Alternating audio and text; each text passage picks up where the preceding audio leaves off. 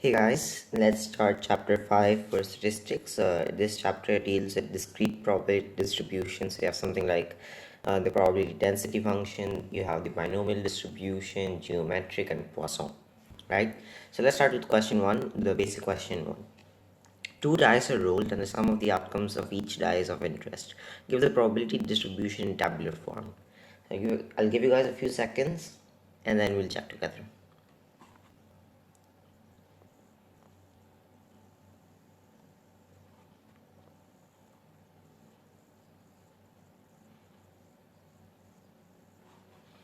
Alright, so let's think about what numbers we can get if we roll two dice, right? So we all know that a dice has six sides, 1, 2, 6. So the sums could be, if the worst case scenario being 1, 1, we can get the lowest number being 2, and the best case scenario, if we get 6, 6, we can get 12, right? So our bounds are 2 and 12, but we can actually get every single number in between. We can get 3, 4, 5, etc., etc. So let us write that down.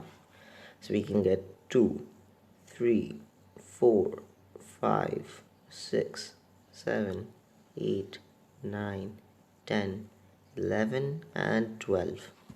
Right? So now let's start thinking about our probabilities. What is the probability we get 2, 3, etc.? So let me just draw the lines to make this a proper table. One thing to note, I won't be simplifying the fractions just so that we can see that the sum of probabilities is 1, right? So I won't be simplifying the fractions in this question. But I guess in a written part, it would be better to simplify, but just for explanation purposes, I won't be. So let's think about the probabilities. If we get a 2, we have to get a 1 and a 1. Now to get a 1, the probability is 1 over 6. To get 1, 1 in both die is 1 over 6 times 1 over 6 being 1 over 36. Now let's think about a 3. 3 works if you get 2, 1 or 1, 2. So we need to get 1 over 6 times 1 over 6, that's 1 over 36, times 2, 2 over 36. Because it's basically the probability of 1 times 2. There's another possibility, in short. So you guys can work on for the rest. So for 4 you need to get either 1 3, 3 1, or 2 2. So this is 3 over 36. So is the number of required, the number of things you want over the total number of things. Now total number of things is 36 for the very reason that 6 times 6 is 36. You have 36 different possibilities. Now if you switch the order, it's a different possibility. Now for the rest, I'll just fill the table out. So you get 4 over 36, 5 over 36, 6, 8 is 5, 4, 3, 2, and obviously 12 would be 1 over 36, for the simple reason being that 6 is only one possible, so 1 over 36. Alright, let's move to number 2. Students are successively picked from a group of 2 boys and 3 girls until the first boy is picked. Denote by X a random variable representing the number of selections made. Write the probability distribution of X in tabular form and represent this distribution using a histogram. Okay. Give you guys a few seconds and then we check together.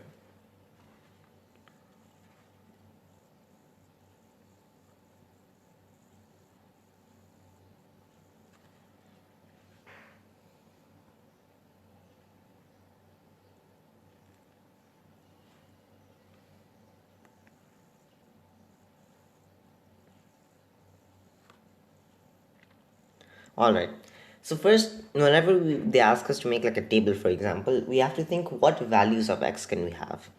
So denote by X a random variable representing the number of selections made. So let's say I go to this group, right, of 2 boys and 3 girls, and I randomly pick a student. It could either be a boy or it could be a girl. Let's think it's a boy first, right, because you want the lowest number possible. So if we pick a boy, on the first try, how many selections have we made? We made 1 selection, so our lowest value is 1. Now let's say we pick a girl and then we pick a boy. So that means we have made 2 selections to get the first boy, so as to speak. two girls and a boy, you get 3 selections. And if you pick all 3 girls and then you pick the boy, that's fourth. And that's the maximum. You can't. There's no more girls to pick, right? It's 3 girls and then the boy. That's your worst case scenario. Now let's think about what are the probabilities. And remember, the sum always has to be 1.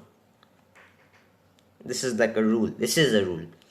So if we choose only one, like if the first kid we choose is a boy, well, there are 5 total kids and 2 of them we want. So this is 2 over 5. And I wrote this in the wrong ink color, blue. 2 over 5. Now 2. So this would be 3 over 5 because 3 girls. So this would be, let's just write this here, right? 3 over 5 to pick the first girl times, well, we want 2 boys, so we can choose from 2 over. There are only 4 kids left because the girl is gone. So this would be 6 over 20 being 3 over 10. Right? Now let's think about 3 selections. So we need 2 girls and then a boy. So we would need 3 over 5. Now only 2 girls left, so 2 over 4 times, well, now 2 boys, but now only 3 kids remain. And the simplified expression for this would be 1 over 5.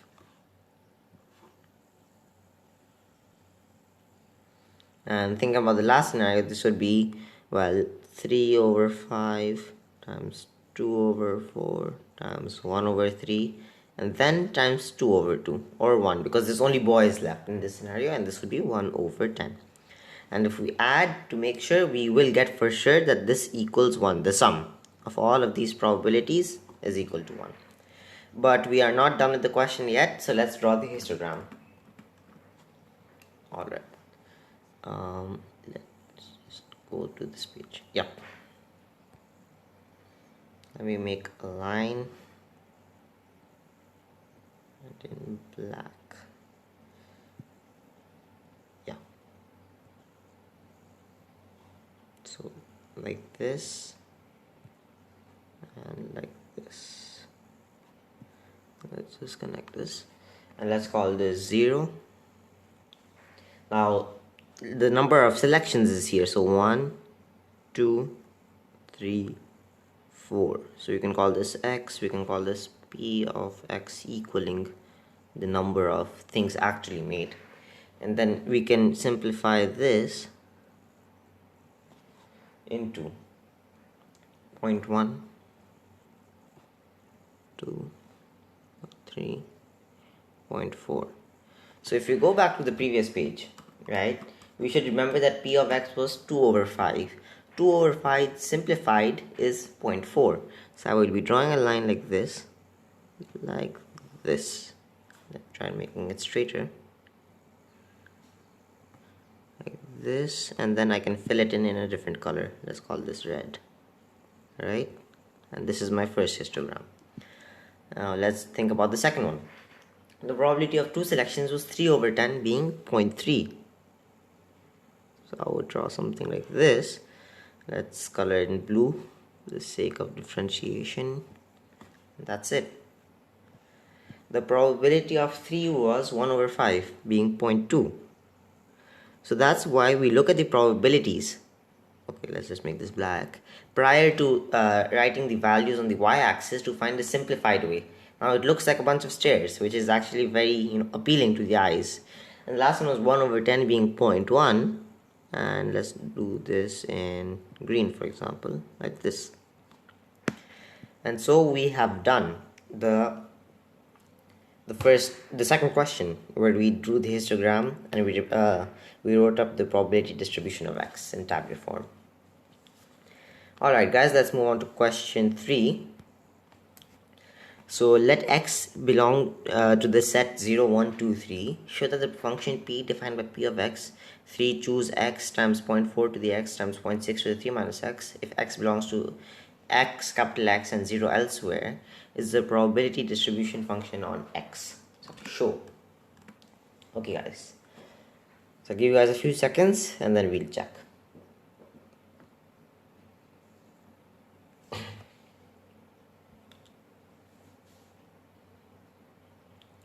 Okay, So to show it is a probability density function on X, let's just first substitute each value. So let's find P of 0, P of 1, P of 2, and P of 3, right? So let's work with that. So when we substitute, 3 choose 0, so we put 0 here, 0.4 to the 0 and 0.6 to the 3. So we should get roughly 0.216. Same things for 1, 2 and 3. I'll just write down the values. 0.4 to the 2, 0.288, oh sorry about that, 0.288 and 0.064, right? So now you guys may recall I was stressing on one point earlier that the sum of the probabilities of all the values in a probability density function has to equal 1. So let's find sigma from x is belonging to x, so that set till 3 I guess, being of p of x. And when we add 0.6 plus 0.432 plus this, we get exactly 1. So since the sum of the probabilities of all values in the probability density function is 1, and none of their probabilities is 0, because if it's 0, why is it in the function, right? Like if they're asking us for the sum of 2 die, for example, why are you putting 13? Because it's impossible to get 13, right? So any value that doesn't have a probability shouldn't be in the function.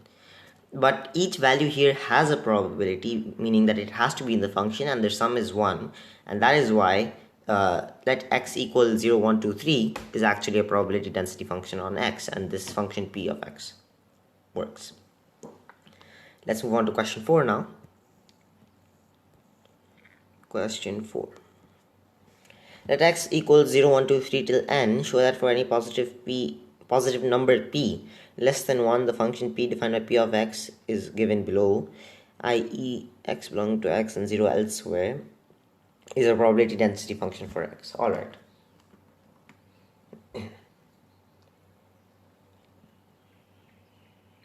Give you guys a few seconds on this, then we'll check together.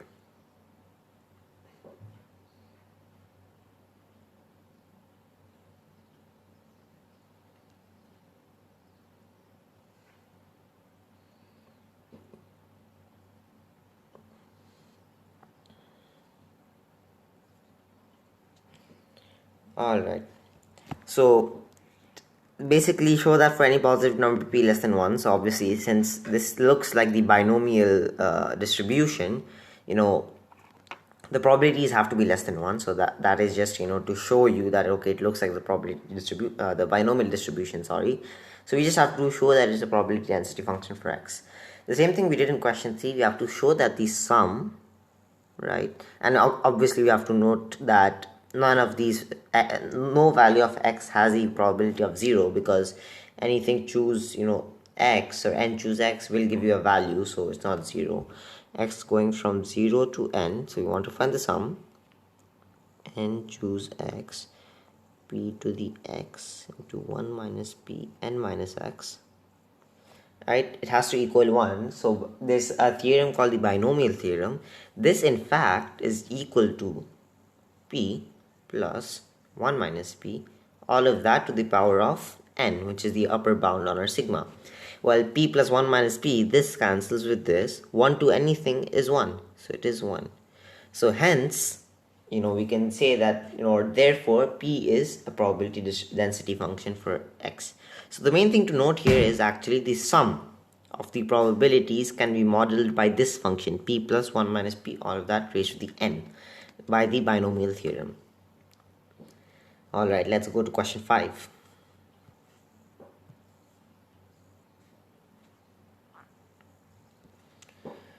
Let x equal 0, 1, 2, 3 be a random variable, and let p of x equals 3 choose x. Okay, they've given us p of x. Be the probability density function of x. Find e of x squared, and e of 4. Alright, give you guys a few seconds and then we check together.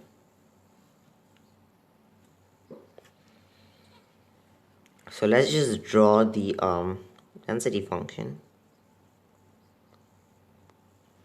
So it can be 0, 1, 2, 3.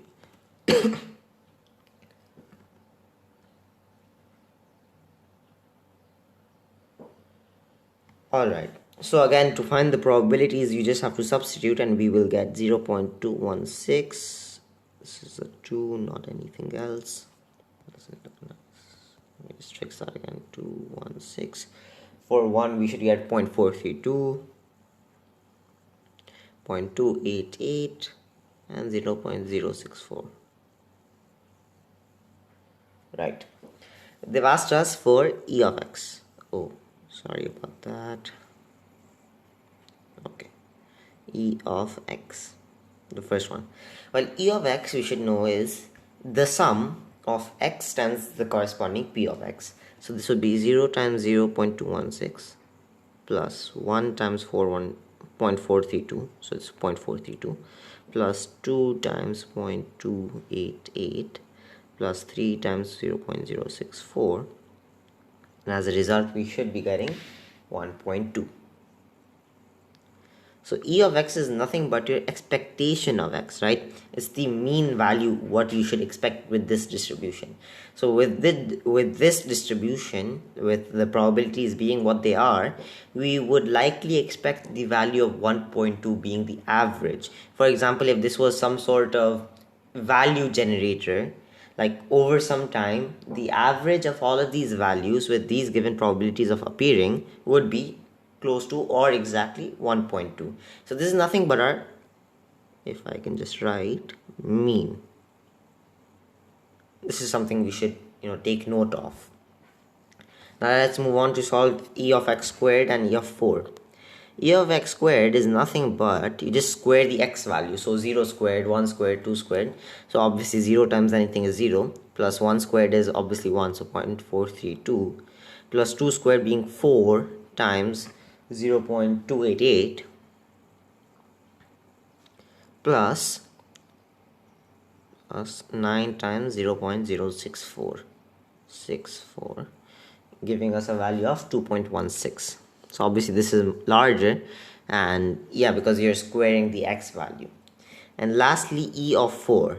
Now quite a few of you may be confused. What is E of 4? There's no value of 4, right? So what you're supposed to do is, instead of every x value being 0, 1, 2, 3, you just substitute 4 into that with the same probabilities. So 4 into 0.216 plus 4 into 0.432, etc., etc., right? Plus 4 into 0.288 plus 4 into 0.064, giving us a value of 4. Now what does this show? This shows a very interesting thing. The reason why this question was actually put in the course revision is to show that E of any whole number, right, E of 99 for example would be 99, right? Because what is this? Let's call our number of value n. If we take n out and we just add all the probabilities, wasn't there the rule saying that the sum of probabilities is 1? So this would just be n over 1, and n into 1, sorry, n times 1, and n times 1 is n. So E of a whole number, E of 25, E of 2 million would be the number itself, 25 or 2 million. So this is just to show, this question was actually put in just to show this. And strangely enough, looks like we have answered the next question. But it's okay, let's just move on and let's answer it properly. Number 6. Show that if x is a random variable of possible values x or y, I belonging to I, f is a probability density function of x, show for any constant k, E of k equals k. Strange. Okay. Let's just quickly answer this then, I guess. Since I'm going to explain, so since E of x is equal to the sum of x, right, this is from obviously all values, x times f of x, because f of x is the probability density function, right? So E of k would be the exact same thing, right? Sum of k times f of x, because there's no f of k, right? So if we can take k out, this would be k into the sum of f of x, and the rule was saying that the sum of probabilities is 1. That would be k into 1 equaling k. So E of k is equal to k. Let's move on to question 7.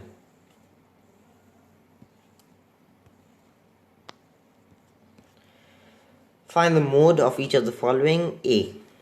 X is the sum obtained when rolling a fair die twice. Okay, so the sum obtained when rolling a fair die twice, let us just go back to the probability distribution function of rolling a sum twice, of the sum of the faces that appear when you roll the sum twice. If we look at all of these values, what is the largest p-value? 6 over 36, 1 over 6, and that value is for 7. So the point at which, let's just go back here, the point at which you have the largest probability of occurring is your mode. So mode is equal to 7. That's it. B. X is the random variable with possible values 0, 1, 2, 3, 4 and a probability distribution density function f of x equals k into 4.5 minus x. I'll let you guys solve and then we check together.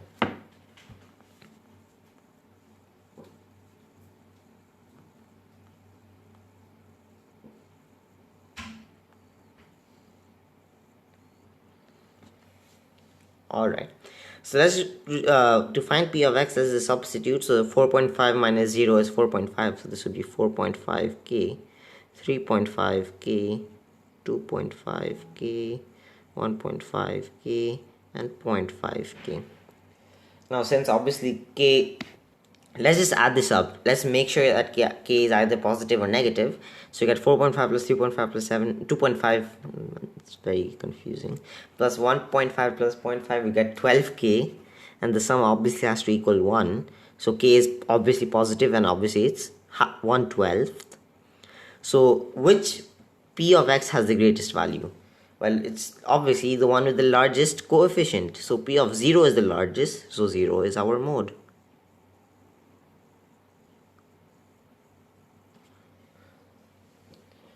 Let's move on to question C now. C. X is a random variable again with possible values and probability density function. Anytime you see this, write up the table. So 1, 2, 3, 4 lines. Right. 30x minus x squared. I'm just gonna straight away substitute. I get 29k, 56k, large values, 81k and 104k. Alright, again if you add this up it has to equal 1 and logically k is greater than 0 because our coefficient is positive and the sum, the multiplication is positive, so it's going to be positive. And when we look at this, what gives our largest p of x value? It's obviously the one with the larger coefficient, so 4 is our mode because it has the largest probability. And that concludes our discussion on section 1 of chapter 5. Alright guys, let's move on to section 2. First basic question. 2 balls are randomly selected from a bag containing 10 balls numbered from 1 to 10. A success is encountered when the bag numbers shown on the balls selected are of opposite parity. So when you pick up 2 balls, one is even, one is odd. That's a success. Write the probability density function associated with this Bernoulli experiment. Give you guys a few seconds and then we check.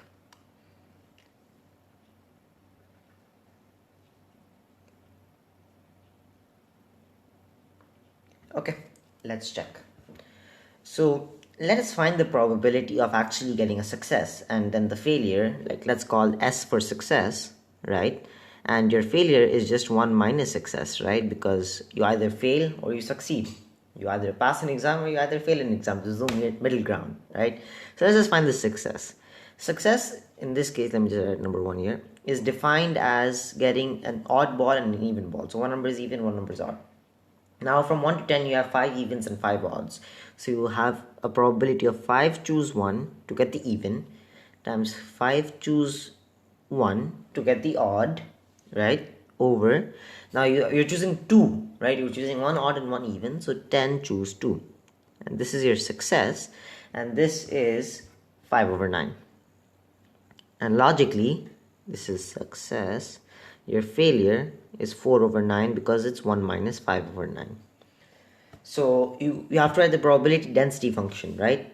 So going on to the next page, we can say, let's call this function f of x is equal to 5 over 9, and this being our x, because success is raised to the power of x and your failure 4 over 9 to the 1 minus x. So you either succeed or you fail, right? So let's say you fail, so your x will be 0, right? So it's 4 over 9 to the power of 1. And let's say you fail, or sorry, let's say you succeed. So your x is 1, so you get 5 over 9, which is the probability of succeeding, and your 4 over 9 will be raised to the power of 0. So the failing probability is taken out of the equation. Alright, let's move on to number 2. At a certain factory, the probability of a bulb being non-defective is 0.85. Out of the 9 randomly selected bulbs, there is a probability that all are non-defective and B, at least 7 are non-defective. Okay, let's start with A. So what I always like to do before starting is I like to call what type of distribution this is. Is it either a normal distribution, binomial, Poisson, geometric, etc.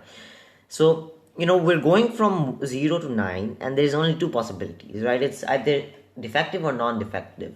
So the main difference between a geometric and a binomial is, in binomial you have a set number of trials.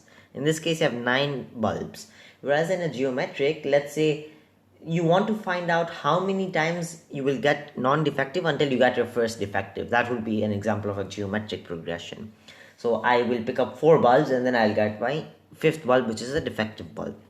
So x follows a binomial distribution, binomial like this, 9 tries, and my probability of success or being non-defective is 0.85. So all are non-defective. Well, that's simply 9 choose 9. This is the formula here. Do that times 0.85 to the 9 times 0.15, because that's your failure, to the power of 0, 9 minus 9. This gives me roughly, this is obviously a rounded value, 0.23. That's the answer. Let's go at B. At least 7 are non-defective. How would you do that? Well, we want P of greater than or equal to 7. So this is in fact P of 7 plus P of 8 plus P of 9. We have P of 9 where all of them are, non-defective. This is roughly 0.2, this was 0.23, right? We just have to get the other two. Well, P of 7 is simply 9 choose 7 times 0.85 to the 7 times 0.15 squared, because 9 minus 7 is 2, plus 9 choose 8, 0.85 to the 8, 0.15 to the 1, and then you add the 0.23, and this will roughly give you rounded 0.86. So basically greater than or equal to 7, you want to think 7, 8, 9.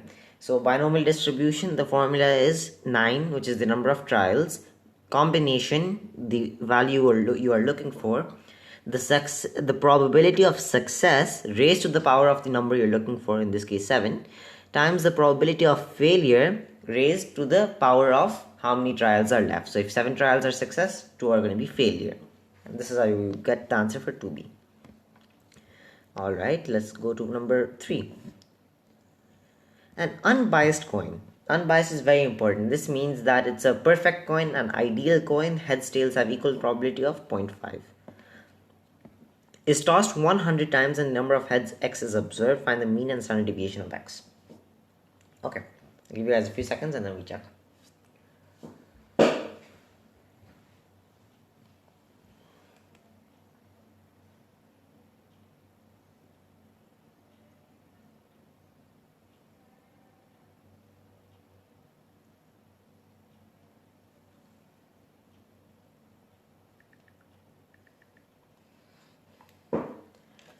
Okay guys, so this is again a binomial distribution where you have success and failure. So x follows a binomial distribution, right? Now we have 100 tries, so again 100, and your success is 0.5. This is your number of tries, this is your success, or P or whatever. This is usually referred to in textbooks as P. I like to call it success. What is your mean? Your mean is simply you may see this symbol a lot, mu is equal to NP or NS being 50. So on average, you're going to get 50, let's see, heads, because that's the event X. And your standard deviation SD or sigma is the square root of the variance, which is the square root. The variance is NPQ. Q in this case is the failure. So if P is 0.5, Q is 1 minus that, 0.5 again. So the square root of 100 times 0.5, 50, 50 times 0.5, 25 is 5. So my standard deviation is 5. Give you guys a few seconds and then we move on. Okay, let's move on. Number 4A.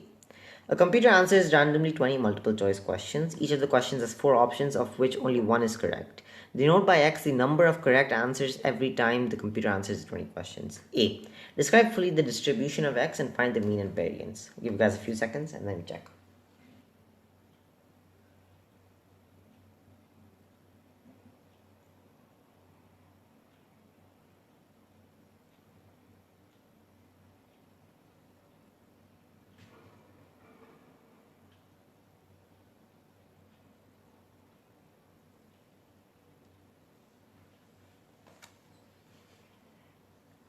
Okay, so again, you have 20 multiple choice questions and you have a probability of success, which is answering the question correctly, and you have a probability of failure, which is answering the question incorrectly.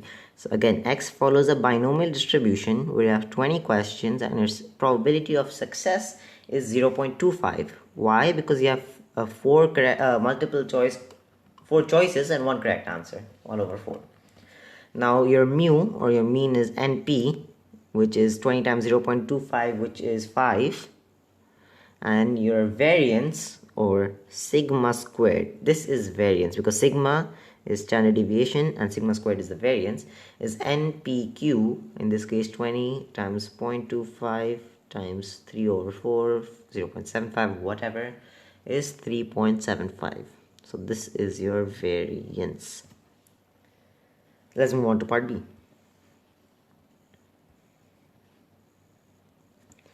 What is the probability of having 5 correct answers? Well, this is the binomial distribution with 5 correct answers. So this is 20 combination 5, 0.25 to the power of 5, 0.75 to the power of 15. Wow.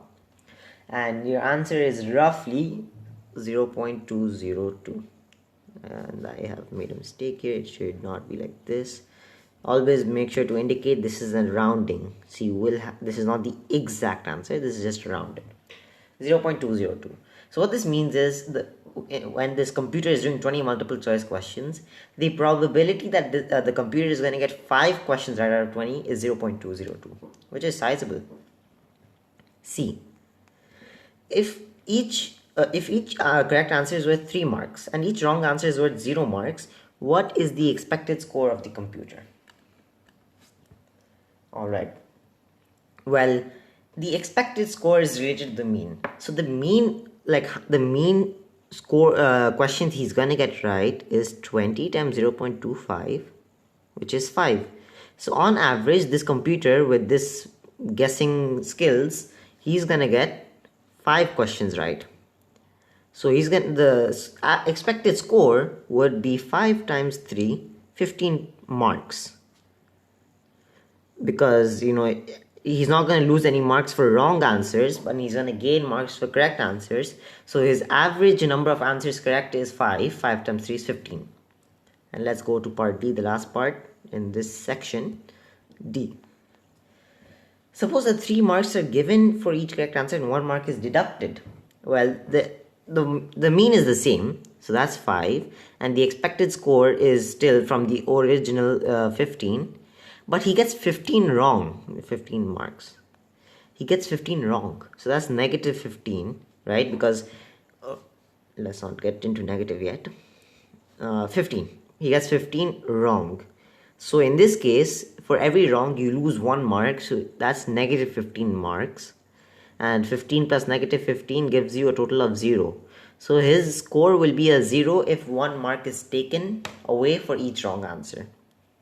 So I guess you guys can see the pattern here being that, your mu or your mean is your average one that you will get in the binomial distribution, then your expected score was 5 times 3, and it was 5 times 3, 15 in the last part. But now part D adds another condition, being that you lose a mark for every wrong answer. So if he answered 5 correct, he answered 15 wrong. So 15 wrong will take away 15 marks, giving his average expected score to be absolutely 0. And this is section 2 complete. Alright guys, let's move on to the geometric distribution, section 5.3. To enter a board game, Ryan needs to throw a fair die and obtain a 1. Find the probability that he enters the game from the first throw. Well, that's very simply, he enters from the first throw that he gets success in the first throw, and his success in this case is 1. So 1 over 6 is the probability that he enters the game on the first throw. Why? Because he just needs to get a 1 and he's in the game. So to get a 1 is 1 over 6, and that's how he enters the game in the first throw. Now for part B, he enters the game after his third attempt. Well, let's just define success. Success, the probability is 1 over 6, getting a 1. Failure is 5 over 6, everything else. So if he enters on the third attempt, he has done fail, fail, succeed. So that's 5 over 6 times 5 over 6, 5 over 6 squared, times 1 over 6. And this is what I mean by the geometric distribution. You keep on trying until you succeed. Whereas in a binomial distribution, you keep on trying for a set number of tries. And the answer for this actually is 25 over 216. Simplified is 25 over 216. So the main difference between a geometric and a binomial distribution is, in a binomial you have a set number of tries. In a geometric you have unknown. It can be 1, it can be infinite. Infinite, the probability would be close to 0 or negligible, but it's possible. So that's what the main thing. And C, more than 4 attempts are needed. So this one, more than 4 attempts, the smartest way to do this would be 1 minus, it would take, if it takes him 1 attempt, 2 attempts, 3 attempts, and 4 attempts. The probabilities of all of these. So probability of this. So it would be 1 minus, if it takes him 1, it's 1 over 6, plus, if it takes him 2, that's 5 over 6 times 1 over 6. If it takes him 3, we had just calculated that, 5 over 6 squared times 1 over 6. And if it takes him 4 attempts, so that's 5 over 6 cubed, so he fails thrice and then succeeds on the last try. And 1 minus all of that is 625 over 1296. The reason why you just cannot do the other way around where you find 4 or more is that you can go till infinity. 5 tries, 6 tries, 7, 8, 9, 10, where will you end? There's no end. That's why you have to do the 1 minus method. Alright, let's move on to question 2. 2a. Alright. In the production line, 10% of all items are faulty. Items are selected randomly from the line for a quality control test. Find A. Find the probability that the first faulty item is the first item selected. Well, that's simply 0.1. Because if 10% are faulty, the first faulty item is 0.1. If the first item itself is faulty, is within the first 4 selected. Well, so either it can be the first one, so P of 1. It can either be the second one, P of 2. Third one, P of 3. Or the fourth one, P of 4. So it's either 0.1 plus. Now, if the probability that it's faulty is 0.1, the probability that it is not faulty is 0.9. So 0.9 times 0.1 plus 0.9 squared times 0.1 plus 0.9 cubed into 0.1. And that gives us a value of 0.3439. So within the first 4, either 1, 2, 3, or 4. Let's go to triple I. Triple I. The probability that is not within the first 4. Well, that's simply 1 minus that, right? So 1 minus 0.3439, which was the value obtained in double I, which was within the first 4. If it's not, then it's just 1 minus that, equaling 0.6561. So far the question is looking simple. B. The probability that a faulty item does not appear in the first n selections is less than 20%. Find the minimum value of n. Now I'll give you guys a few seconds for this one and then we'll check together.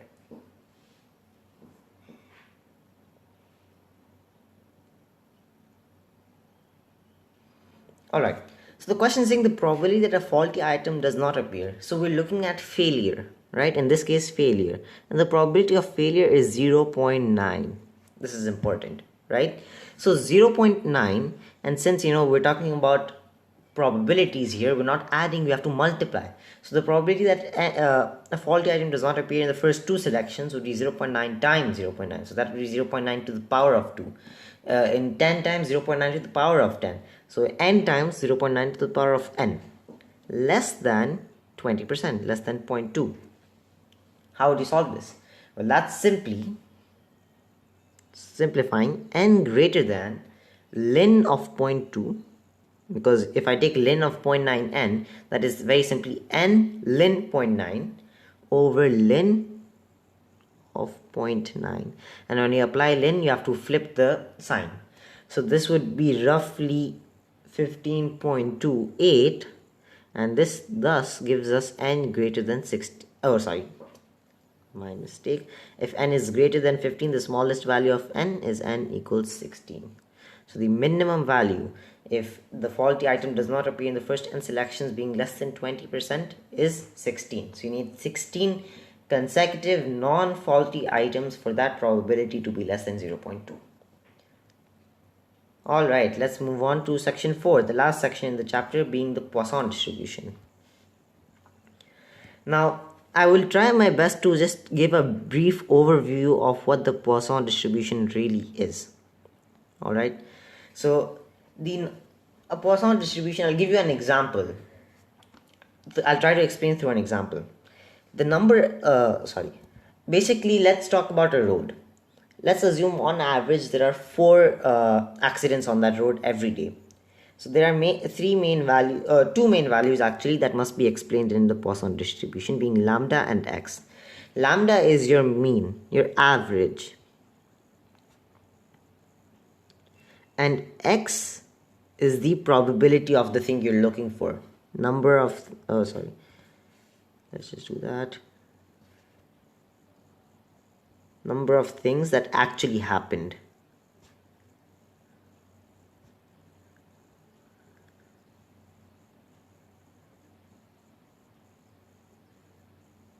Right?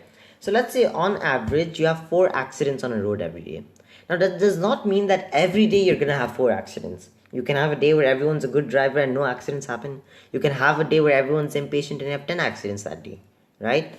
So the Poisson distribution actually, helps you find the probability of the things that actually happened from the mean, right? And the probability in this case is equal to e to the minus x. This is e the exponential 2.71828 minus x times lambda to the x, lambda to the power of x, all of that over x factorial.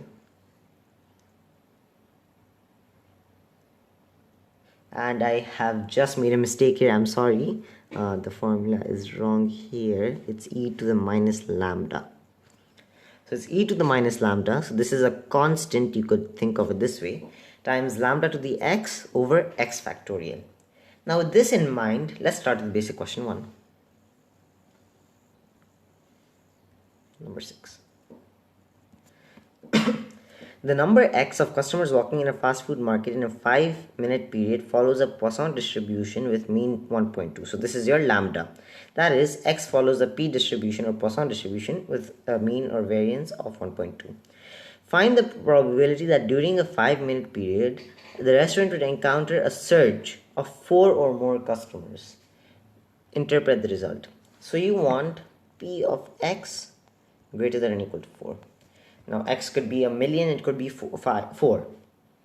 So what one would do is 1 minus p of x equals 0 minus p of x equals 1 all the way till p of x equals 3. So 0, 1, 2, 3. So this would be 1 minus p of x equals 0. This is a Poisson distribution. So e to the minus, now your lambda is 1.2. into lambda, so 1.2 to the power of 0, all of that over 0 factorial. So this is equal to this, so very simply, plus e to the minus 1.2 to the power of 1 over 1 factorial, plus e to the minus 1.2 squared over 2 factorial, plus e to the minus 1.2 cubed over 3 factorial, which is equal to, on the next page, or actually, you know what, let's just erase this portion because I want to make it on one page, right? It is roughly equivalent to 0.03377, and the main question is interpret the result. So let's make this a percentage so we can understand. This is 3.377%. So we can say that in about 3.377% of the time of all 5-minute periods that there are, the restaurant would encounter a surge of 4 or more customers in 5 minutes.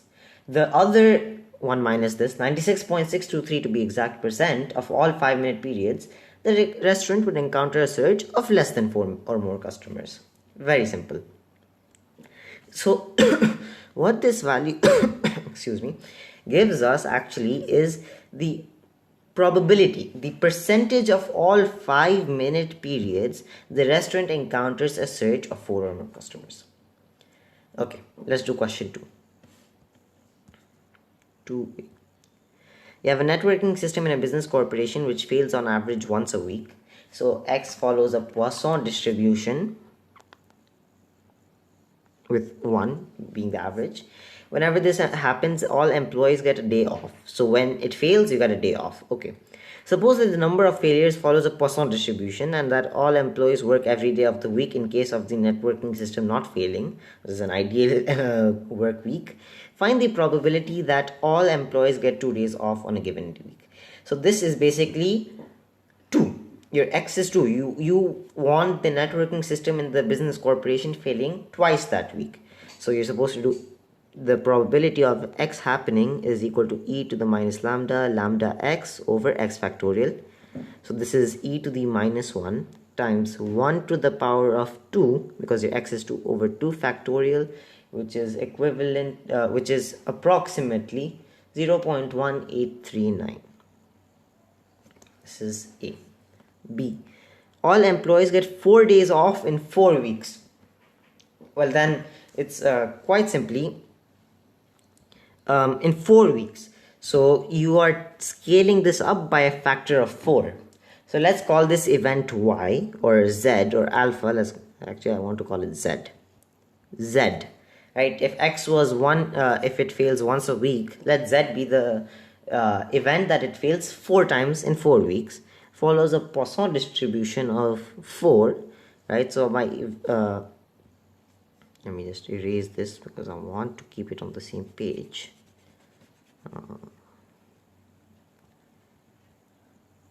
Right here, perfect. So my P of 4 times in 4 weeks is in fact e to the minus lambdas, e to the minus 4 times 4 to the power of 4 over 4 factorial is approximately, I keep making this mistake, approximately 0.1954. So I'll just explain again, if I was a little too quick there, why I made this z to the follows a Poisson distribution of 4. So if on average the networking system fails once a week, in 4 weeks it's gonna fail 4 times, right? So I made a new event just to make it simple on myself that follows a Poisson distribution of 4, and then I said, okay, P of 4 is e to the minus lambda is 4, lambda to the x, where x is also 4 over 4 factorial. Let's look at C now. C. If it gets 12 days off in 9 weeks, so let me call this event A. A follows a Poisson distribution for 9, because if in 1 week it fails once, in 9 weeks it will fail 9. So P of 12 in this case is e to the minus 9 to the 12 over 12 factorial, which is approximately 0.0728.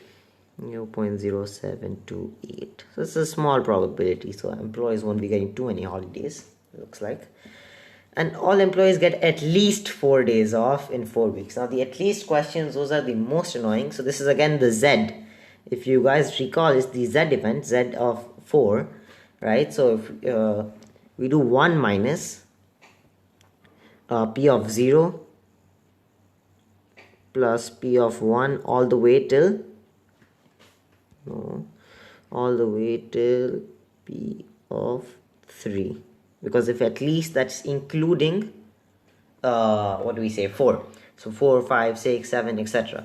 So it is basically 1 minus e to the minus 4, 4 to 0 over 1 plus e to the minus 4, 4 power 1, 4 over 1 plus e to the minus 4, 4 squared 16 over 2 plus e to the minus 4, 4 cubed 64 divided by 6, right? And let me just erase the top portion. All of this is equivalent or approximately equivalent to 0.5665, actually 5665 is your answer. So if it's at least 4 days off in 4 weeks, you do 1 minus the probability of 0 days off, 1 day off, 2 days off, and 3 days off. Let's look at question 3. Question 3a. Accidents occur at a certain road junction at an average rate of 3 per year. So X follows a Poisson distribution, and actually I shouldn't be speaking all this right now. Suggest a suitable model for the number of accidents at this junction for the next month. Okay, I'll give you guys a few seconds and then we'll check. Okay, so if the average rate is 3 per year, for the next month, since there are 12 months in a year, is actually just 3 over 12, which is 0.25. So we can say that X follows a Poisson distribution with a mean of 0.25 for the next month. B. Show that under this model, the probability of 2 or more accidents at this road in the next month to 4 decimal places is 0.0265. Alright. So if it's greater than or equal to 2, I can just do 1 minus P of 0 minus P of 1. So I do, 1 minus e to the minus 0.25. 0.25 to the 0 is 1, and 0 factorial is 1, plus e to the minus 0.25 into 0.25 to the power of 1 over 0.25.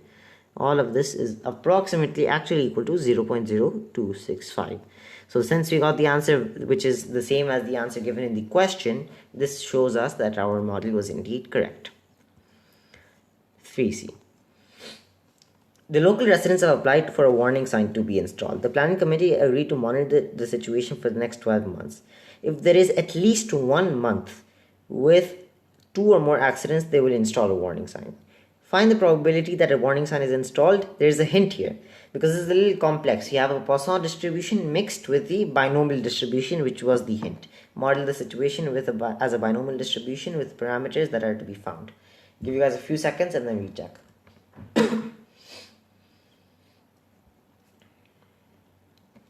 So let me call this event X. No, X is always used. Let's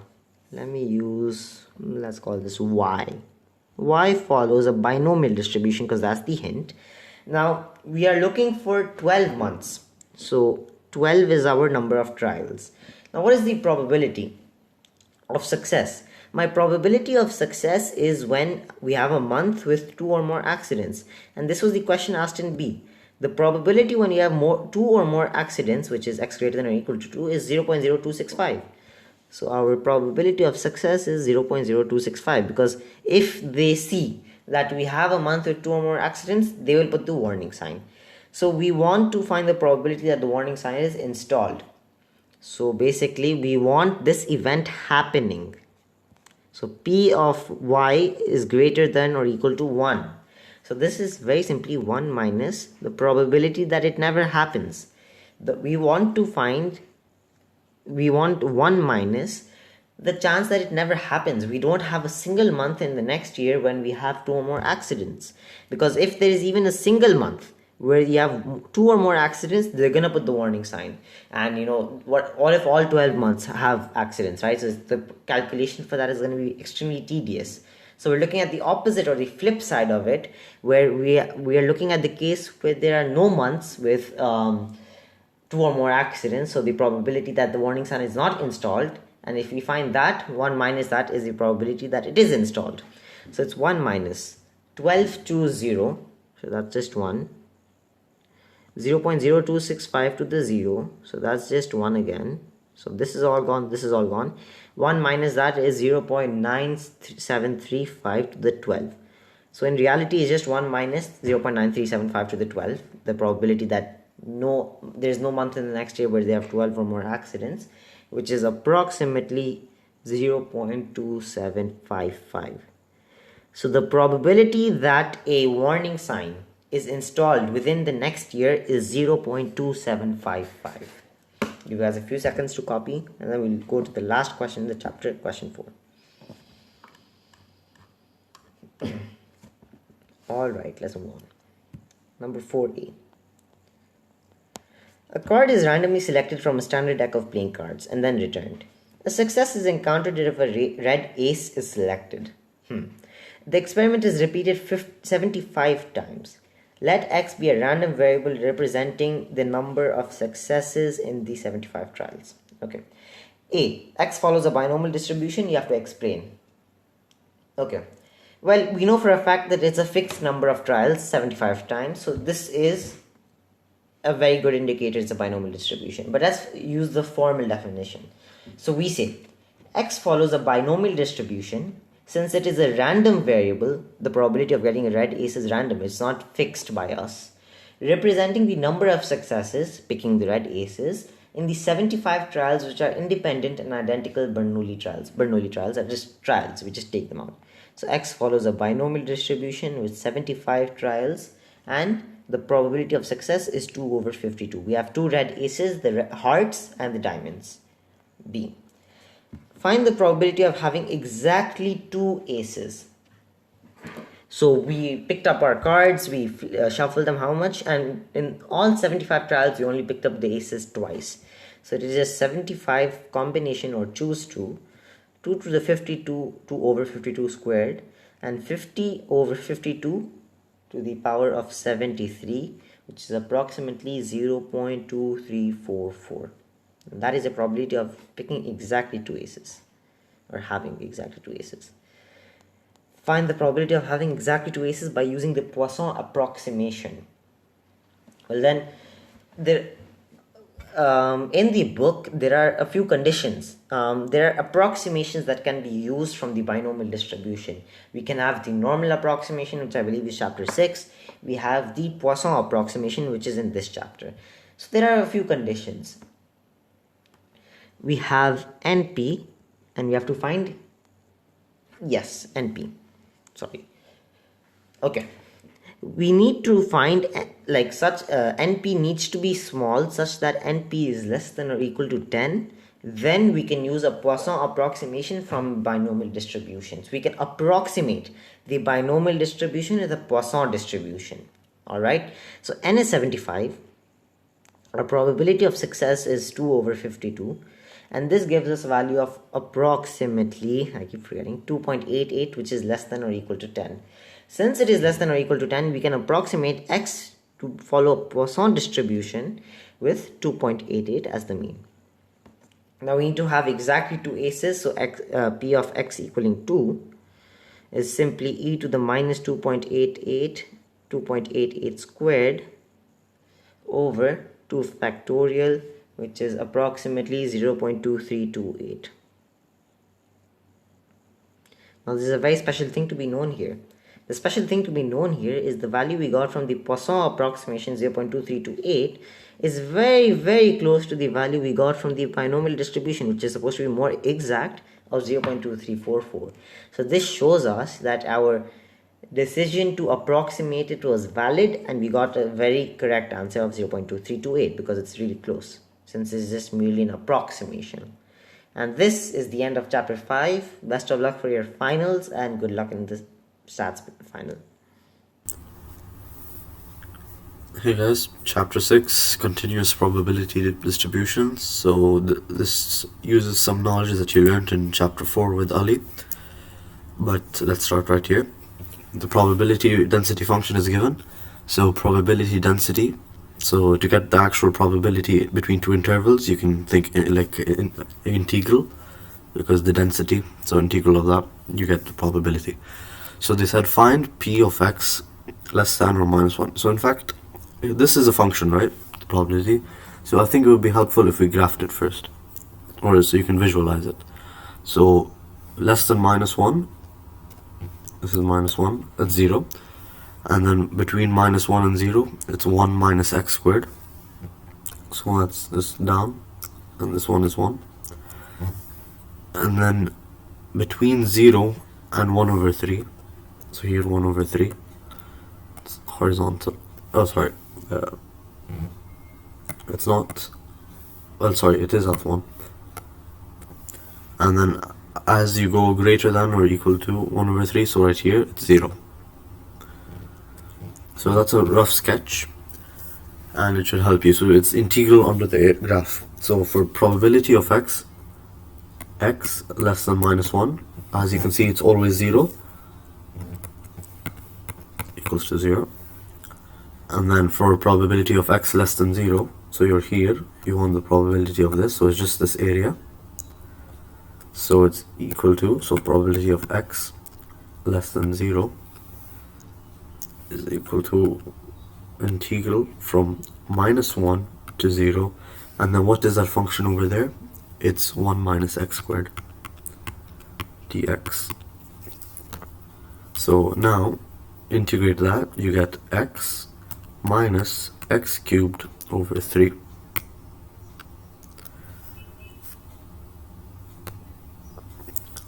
And then from 0 and minus 1. So 0, 0 doesn't, it just cancels out. Then minus, so 0 minus, then you plug in minus 1. And then minus 1 cubed over 3. That becomes plus 1 over 3. So minus 1 plus 1 over 3 is minus 2 over 3, and then minus that is 2 over 3. So this function for probability of x less than 0, it's 2 over 3. Let's check our answer. Yep, it's 2 over 3.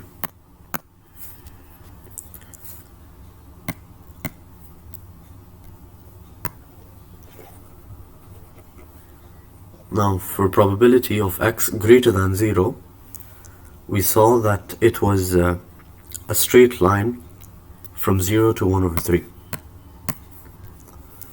So let me draw a better one. From here, this is 1 over 3. This is 0, this is minus 1. It's not to scale, but it should work. So from 0 to 1 over 3, it's this area. It's a rectangle, as you can see, so you don't need to do any integration. You just multiply the height and width. So the height, it's 1, because it's given. The f of x is 1. And then the width is 0 to 1 over 3, which is 1 over 3. So 1 times 1 over 3, and that gives you 1 over 3 for x greater than 0. And then x greater than, or x between 0 and 1 over 3, it's the same thing. It's 1 over 3, because anything to the left, it's always 0. So between here to here, and this is 3, that's 0, so we just include the 1 over 3. Yep.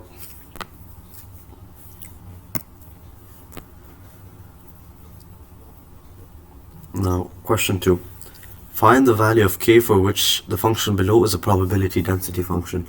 So probability density function means that all of the areas, or the area under the graph for every x, the whole x over infinity to minus infinity, it has to be equal to 1. Because it, the probability is 1, like it has to occur. So x less than 0, 0, so we don't have to worry about that. But between 0 and 4, it's k of x. 0 and 4, it's k of x dx. Then 4 and 8, between 4 and 8, it's 8k minus kx dx.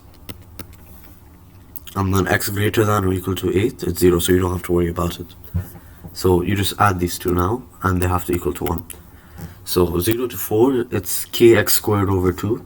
So it's going to be kx squared over 2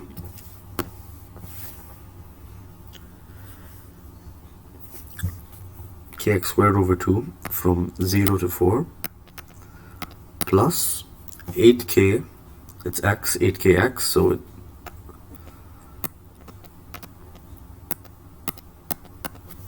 minus kx squared over 2. And this is between 4 to 8. Now solve this. It gives you k times 4 squared over 2, so that's 8k, plus 8kx, you plug in 8 and then you plug in minus 4, this and this, 8 and 4, so the difference is 4, so it's going to be 32k. Then minus k times 8 squared, so minus 64 over 2, so minus 32k, and then minus for the 4, so plus 4 squared over 2k, so 16 over 2k, so plus 8k. So 32k and 32k cancel, 8k plus 8k is 16k, which is equal to 1, and k is 1 over 16.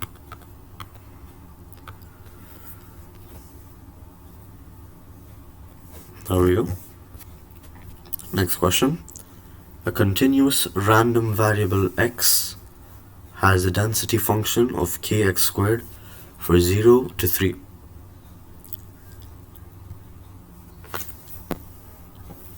Find k. So since it's a density function or probability density function and it's 0 everywhere, this integral where you equate it to 0 has to equal to 1. So kx squared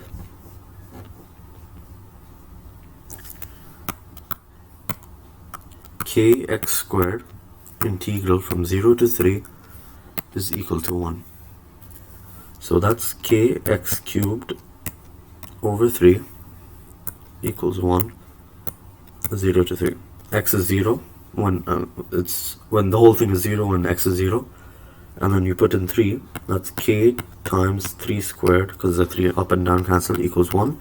So k equals 1 over 9.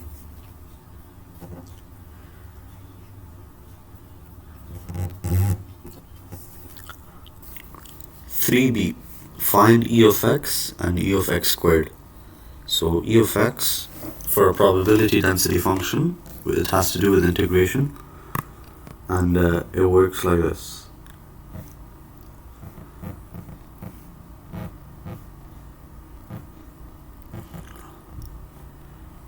So e of x is integral of x and of f times f of x dx. Now what are the limits? They're from minus infinity to infinity. But sometimes it's hard to calculate this because you end up getting infinity numbers. So what you do is you just take the points where they matter, where it's not 0, because integrating 0 is just 0, so you don't have to include it. So from here it says 0 to 3. So do 0 to 3 here. So then this just becomes a function to solve. That's equal to integral from 0 to 3 of k, which we found to be 1 over 9, x cubed, then dx. Now this is x power 4. Let me just confirm. Yeah, k is 1 over 9. So it's x cubed dx. So integrate that, then you get x power 4 over 9 times 4. Now this is equal to, from 0 to 3. Now this is equal to 3 power 4 over 3 power 2, that's 9 times 4. Then you get 9 over 4, which is 2.25. Next, then it asks you to find e of x squared.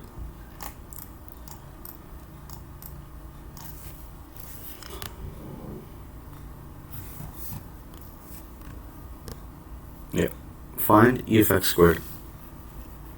It's the same thing, but instead of putting x f of x, you put x squared f of x. So 0 to 3 again, because the others are 0. X squared 1 over 9 x squared, yeah, dx. Now it's 1 over 9 x to the power of 4 dx. Integration from 0 to 3. You integrate that normally. X power 5 over 5 times 9 from 0 to 3. Now this is again equal to 3 power 5 over 3 cubed, so it's 3 power 3 cubed over 5, and this is equal to 27 over 5, which I believe is 5.4, yeah. Number 4.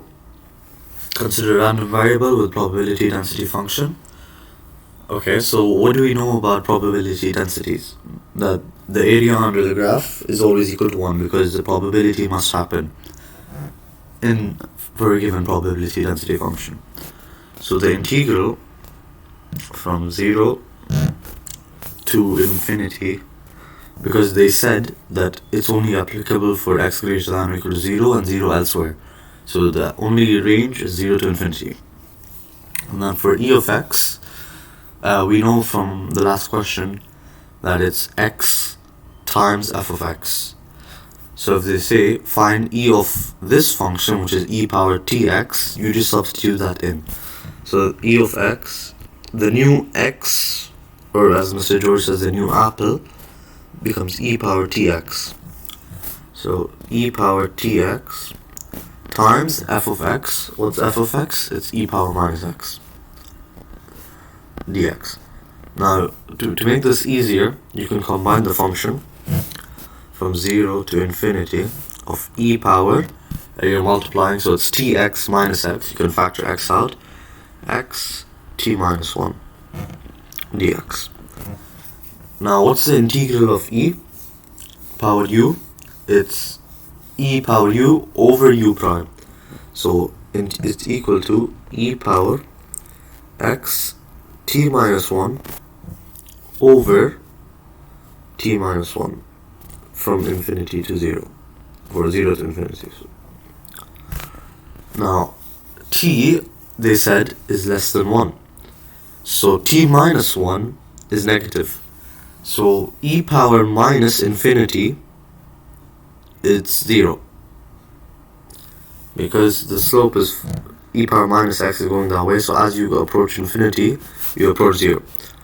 So you get 0 minus, so when x is 0, e power x into t minus 1 becomes 1. 1 over t minus 1. Now minus, you can distribute it to the denominator and you get 1 over 1 minus t.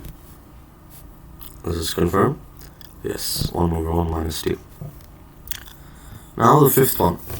They said find the median, which is at 50th percentile, find the 40th percentile, and the mode of random variable x. Okay, so they gave you a probability density function. Let me make a quick sketch of it from here to here, because it goes up line and it's continuous. You can find that out by plugging in 4 for both and getting the same number. So this is 4 and this is 6. It's not to scale, obviously. And this is the x value at 4, which is 1 over 3. Now find the median. We know that for the probability density function, that the area under the graph is equal to 1. So to get the median, it's from 0 to a certain median number into the probability function, which is 1 over 12x. Now keep in mind that the median, it may extend into this region, the one represented by minus 1 over 6x plus 1. However, either by graphically or by, simple glancing at it, you can tell that this function is way greater than the other function. So the median, or 2 over 3 of it, like the area of this graph here, it's 2 over 3 by doing math. So 4 times 1 over 3 over 2. This and this cancel, it's 2 over 3. So this means that the 40th percentile, which is 4 over 10, and the median, which is 1 over 2, are both less than this. So they're included in this range only. Now I made the diagram messy, but it's fine for now. So 1 over 12x dx. So median and the probability, the 40th percentile, yeah, they're here. So 1 over 12x, let's integrate that. It becomes 1 over 24 m squared. So to get the median, you equate it to half because it's at the middle, so the probability is half for everything below. Then you get m squared is equal to 12.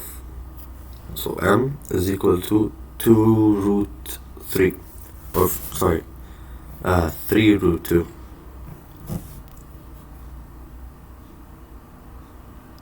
Oh, no, I was right initially, it's 2 root 3.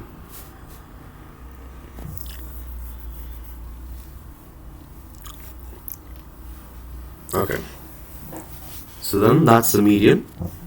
And then they said find the 40th percentile. We already integrated this, so no need to do it again. So 1 over 24 of 40th percentile, or whatever it is, squared, is equal to 4 over 10, or 40 over 100. So this is just a variable, you need to find it. So put 24 up, then you get 40th percentile to be 20 square root of 24 times 4 over 10. Plug it into your calculator, you should get, or if, calculators are allowed, I think. But if you're not, you can just simplify it. Cancel, 2, 5.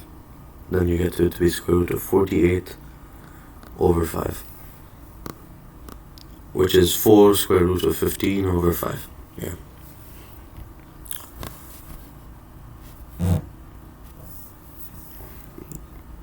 Now, you found the median, you found the 40th percentile. Find the mode of the random probability distribution. We know that mode is the highest occurring one. In this case, the highest occurring one is the one with the highest probability. If you look at the graph, you see it slopes up, then slopes down. The highest probability is that peak over there, which is at x equals 4. So the mode is x equals 4. Now let x, number 6, let x be a continuous random variable, and let a and b equals any two numbers. Use the definition of probability density to prove that E of A equals A. We know that probability density, the formula is integral for E of x is equal to x, or whatever is inside the E, times f of x dx, everywhere it's applicable. In this case you don't know, so you take the ranges to minus infinity and infinity. And that's the definition of E of x, or like how you calculate it.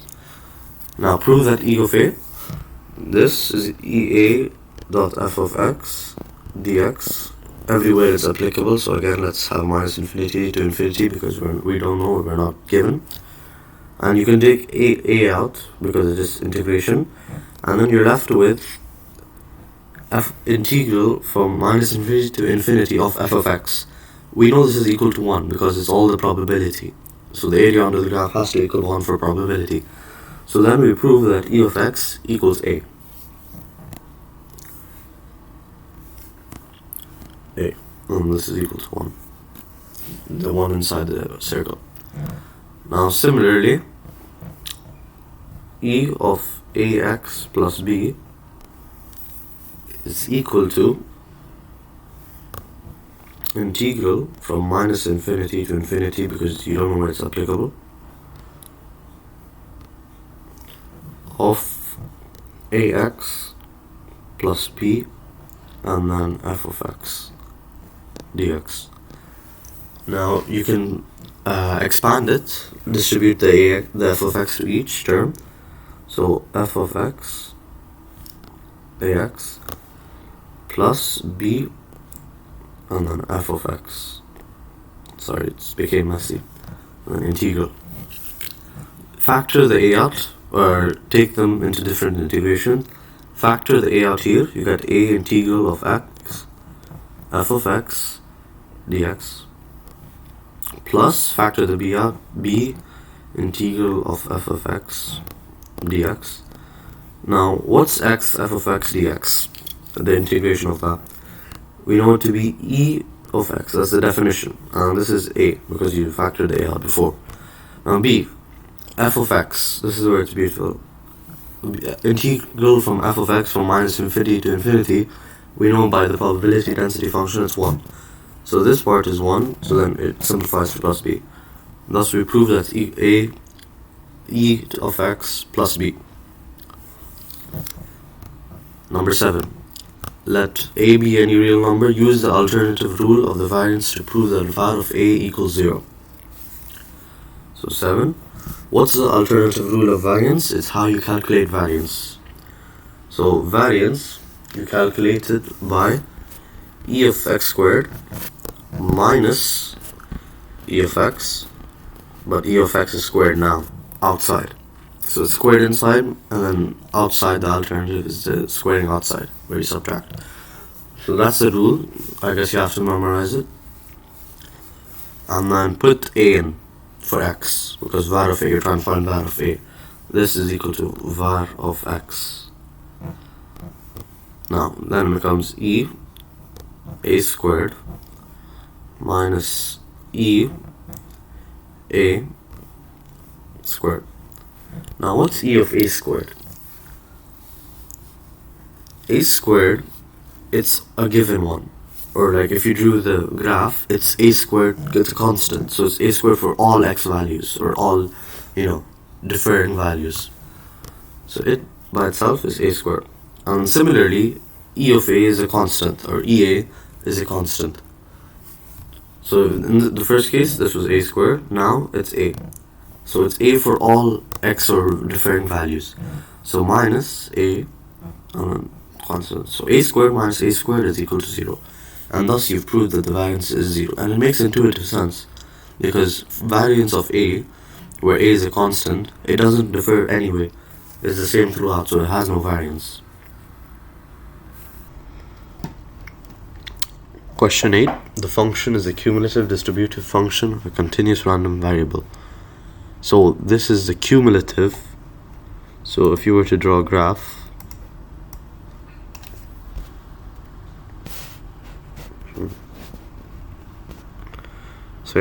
if you were to draw a graph of the cumulative, then it would be log of x, which is something like this, and then beyond this x, which is equal to 10, it's just 1. So this is constant 1. So evaluate probability of x less than or equal to 0. Well, this is 1.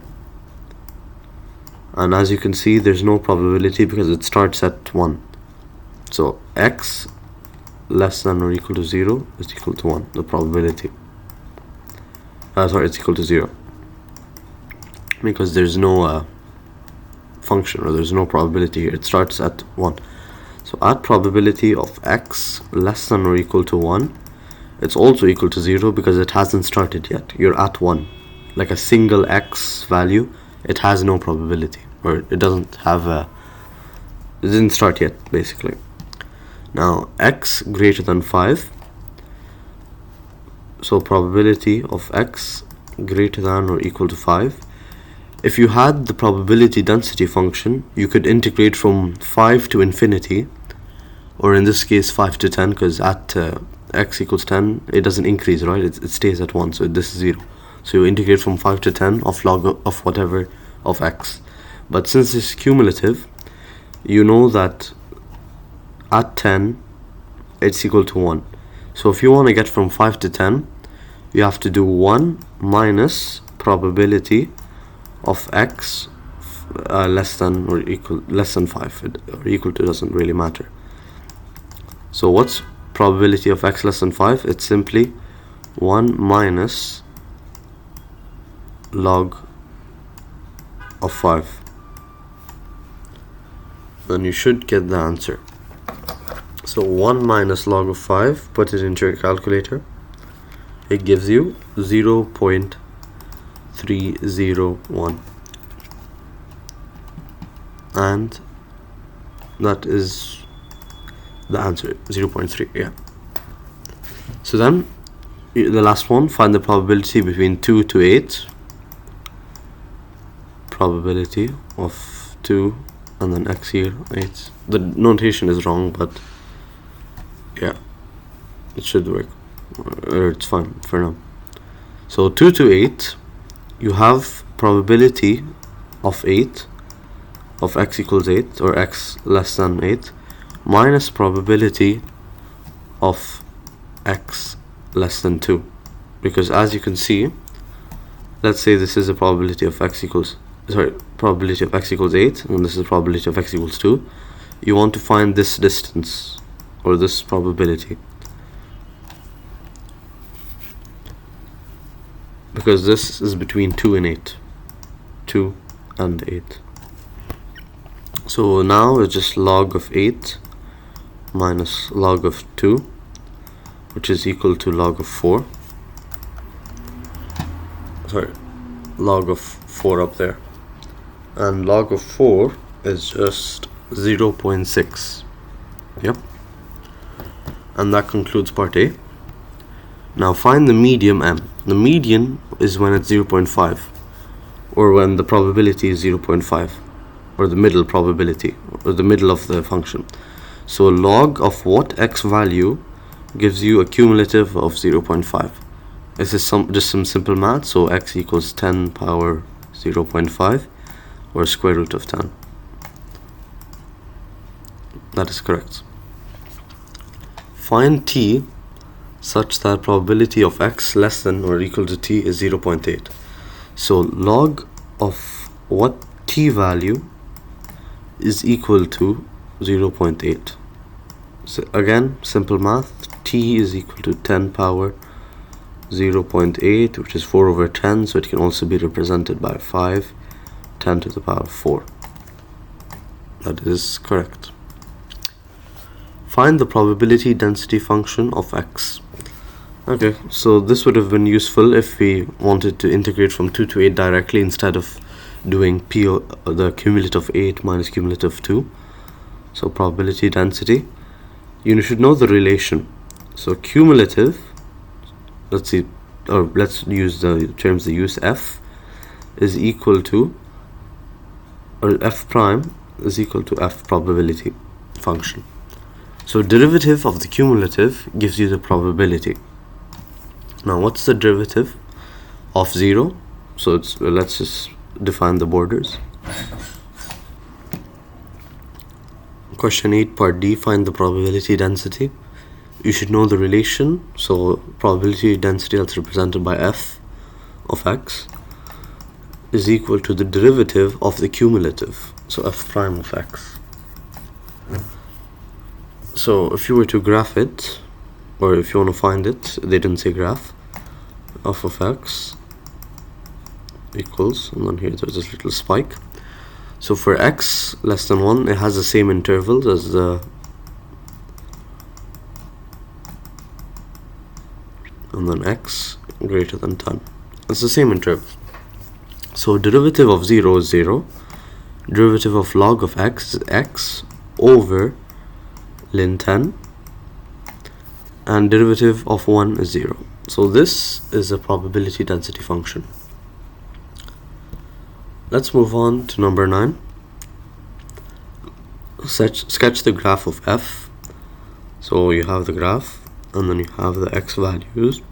X values, and you have the f of x. So 0 is 0, simple, and then you have x less than, so you put a dot, it's not equal to. So this is 1, and this is 3, this is 5. And then for 1 inclusive to 3, where 3 is not included, so circle, this is 0.2, this is 0.3 here, and 0.3 is from 3 to 5. 3 is inclusive, so you put the dot to 5, circle, and then it's 0 from x where 5 inclusive, and then you just do that. So you sketch the graph of f. Now find the cumulative distributive function. Cumulative is just the area under the graph because it's the opposite. So if the probability is the derivative of the cumulative, then the cumulative is the integral of the probability. So f of x, that's equal to, so again same intervals, x less than 1, 1 less than x less than 3, or 1 less than or equal to, or 3 less than or equal to x less than 5, and then x greater than or equal to 5. So x less than 1, the area under the graph, it's at 0, so it's just 0. But for 1 less than or equal to x or less than 3, which is this function, you need, it's a rectangle, so the area of a rectangle is length times width, or so height times base, where the height is 0.2, and the base, it can be represented as x minus 1, because you start at 1, right? So the length here, let's say, where this is x, the length is x minus 1, which is this part, x minus 1, and then you get, for the whole area, you should get 0.2 times the length, which is 3 minus 1, which is 2. So that's what you use it for the next one. This is cumulative, so you're supposed to use the area that you already got from the before for less than, or x less than 3. So 0.6 plus, again, height times length, so 0.3 into, what do you use? You use x minus 1 before because you started at 1, now you're starting at 3. X minus 3 this time. Because let's say you have an x value here, what's this length? It's x minus 3. Now x greater than or equal to 5, you have to calculate this area, or you should know it's 1 by now because the probability is 0 when they add up to 1, but just to make sure, it's 0.6, this one, this area here, and this area here is length times width, so it's 0.3 times 2. Sorry, this one is 2 times 0.2, so 0.4, sorry, and 0.3 times 2 is 0.6, so 0.4 plus 0.6 is 1, so this is equal to 1 by itself. So that is a cumulative distributive function.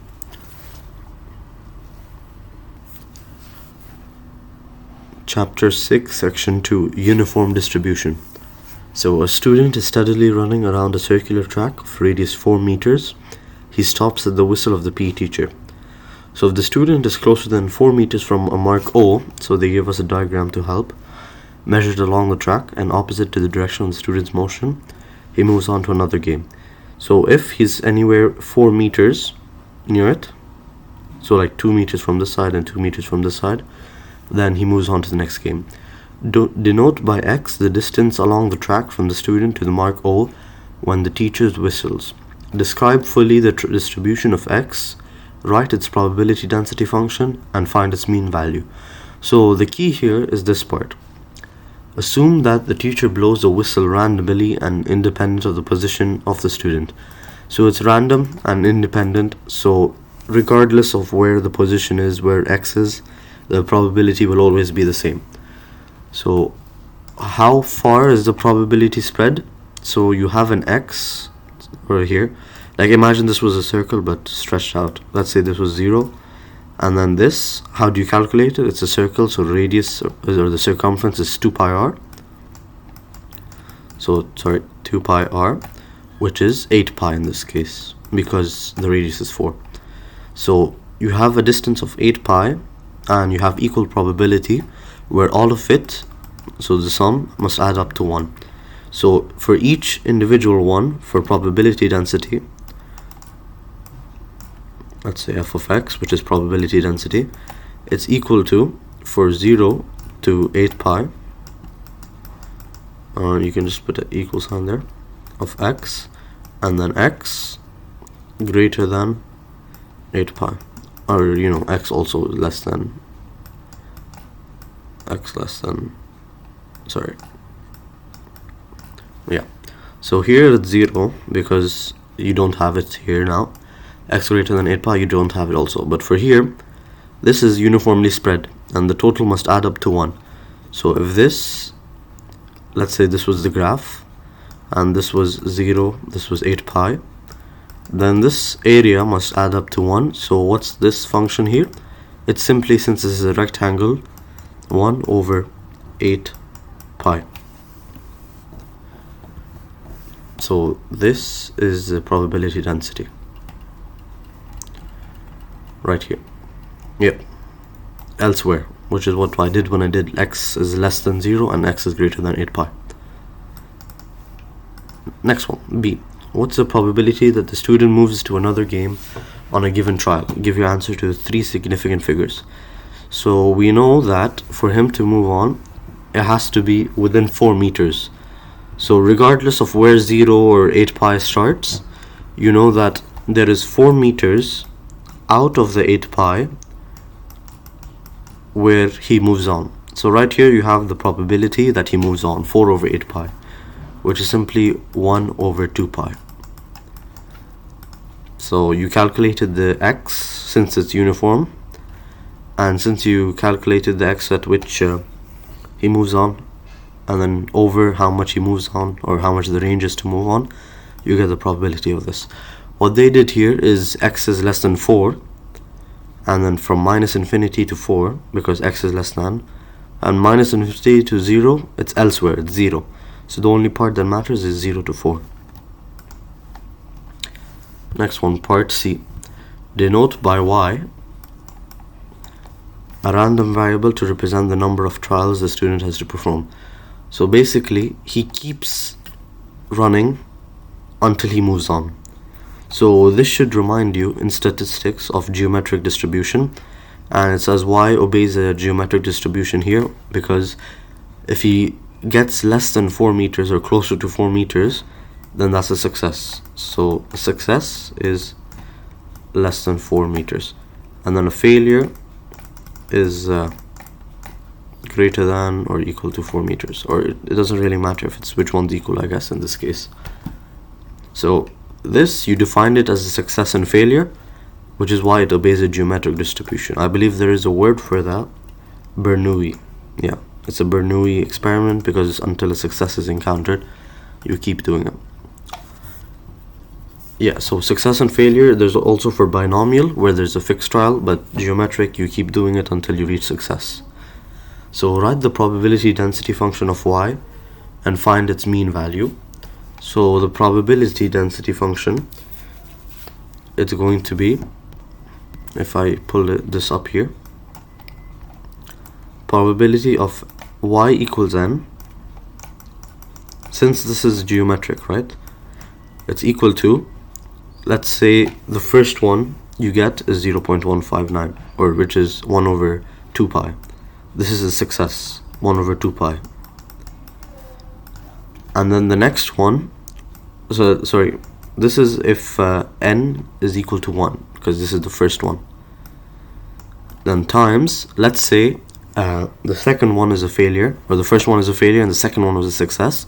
So this would be a success, but then this would be a failure, which is 1 minus 1 over 2 pi. This is a failure for n equals 2.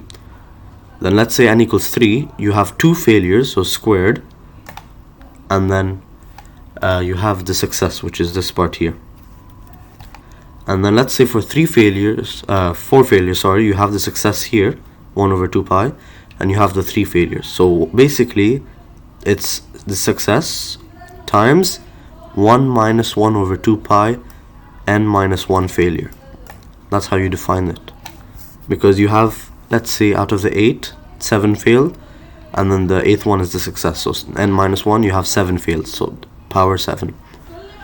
Now next one, they said what is also the mean value. You should know for geometric distribution, the mean value is 1 over p and then p is the success, so it's 1 over 1 divided by 2 pi, so the mean value should be 2 pi. Now the values they gave you in the course revision answer sheet, they rounded it a lot, so that's why it might differ, but hopefully he'll bring us multiple and it should be fine, or multiple or written, in which case it should be fine. Now write what's the probability that the student moves on to another game after 3 tiles. So basically after 3 trials, the wording is a bit suspicious, but it basically means the third trial he moves on. So that means there's 2 failures, which is 1 minus 1 over 2 pi squared times a success, so 1 over 2 pi. And then you put that in your calculator, you get the answer, which is what they did here again. But he rounded it, so what's the probability that the student takes more than 3 trials to move to another game? So probability that he takes more than 3 trials means he has had already 3 failures. So 3 failures, right? This is confirmed. So if you find the probability of 3 failures regardless of how many are after, then you get the probability, you get the answer to that question. So 1 failure is 1 minus 1 over 2 pi, because failure plus success equals 1, so failure is 1 minus success, and then 3 failures, so cube it, and that is what you're supposed to get. They did it the long way, which is 1 minus and then first failure, second failure, and third failure, but it seems long for me. Let's continue. Question 1, part V. Suppose that n trials are allowed for a student in this game. What's the minimum value of n, so that the probability of a student moving to another game within these n trials is more than 90%. So this is sort of the opposite of what we did in IV. IV, we did how many, or what's the probability of 3 trials to get failure, where we took into consideration the failures. But here you need to consider how many failures till you reach the success, and then all of it is 90%. So a safety way to do it, but it's super long, is calculate the first probability of 1 for success, second success, third success, and you keep going until the probability becomes 90% plus. So until you reach like 0.901 in your calculator. That's the signs of when you start showing. But it's too long that way, and it could be time consuming. So we know it's the opposite of what we did before. So now you do 1 minus 1 over, 1 minus, and then again 1 minus 1 over 2 pi, and then power n. You'll recognize this from what we did in IV. You won't, but 1 minus 1 over 2 pi n, which is how many failures minimum you need to be the probability of greater than 90%. So 1 minus that, you get the successes. So this is greater than 90%, or 0.90. Now do some math, do some shifting. You should get 0.1 is greater than 1 minus 1 over 2 pi power n, and then you get n is less than log 1 minus 1 over 2 pi, n should be greater than, n should be greater than, and then here it's 0.1. So n is greater than, you get 13.3 or 28, I believe. So let's say 28. So for n to be greater than that, the minimum integer value is n equals 14, and that's how you get the answer. Minimum value is 14. Chapter 6, Section 3, the normal distribution. So straight up, by looking at this, some might be confused, but I'll explain it in a diagram way such that you'll be able to apply it everywhere. So in the exam, they're going to give us this table. This table basically is telling you what's the probability that will happen after or before the z-score. So if you have a certain z-score here, like let's say you have school grades, and then there's someone who has a z-score of +1, which is one standard deviation above the mean. So if the mean was like, let's say the mean was 86, so like 86% he got. But yeah, if the mean was 86, then the standard deviation, let's say was 4, then someone who's has a z-score of mean, who has a z-score of +1, has one standard deviation above the mean, so 86 plus 1 times 4. So he has 90. So how would you find the probability randomly that a student has less than 90%? Well, probability of z, or x, probability of x less than or equal to 90. This is not binomial, so we don't have to apply a half unit adjustment. So probability of z, probability of z less than 1. So you need to find the probability of z less than +1.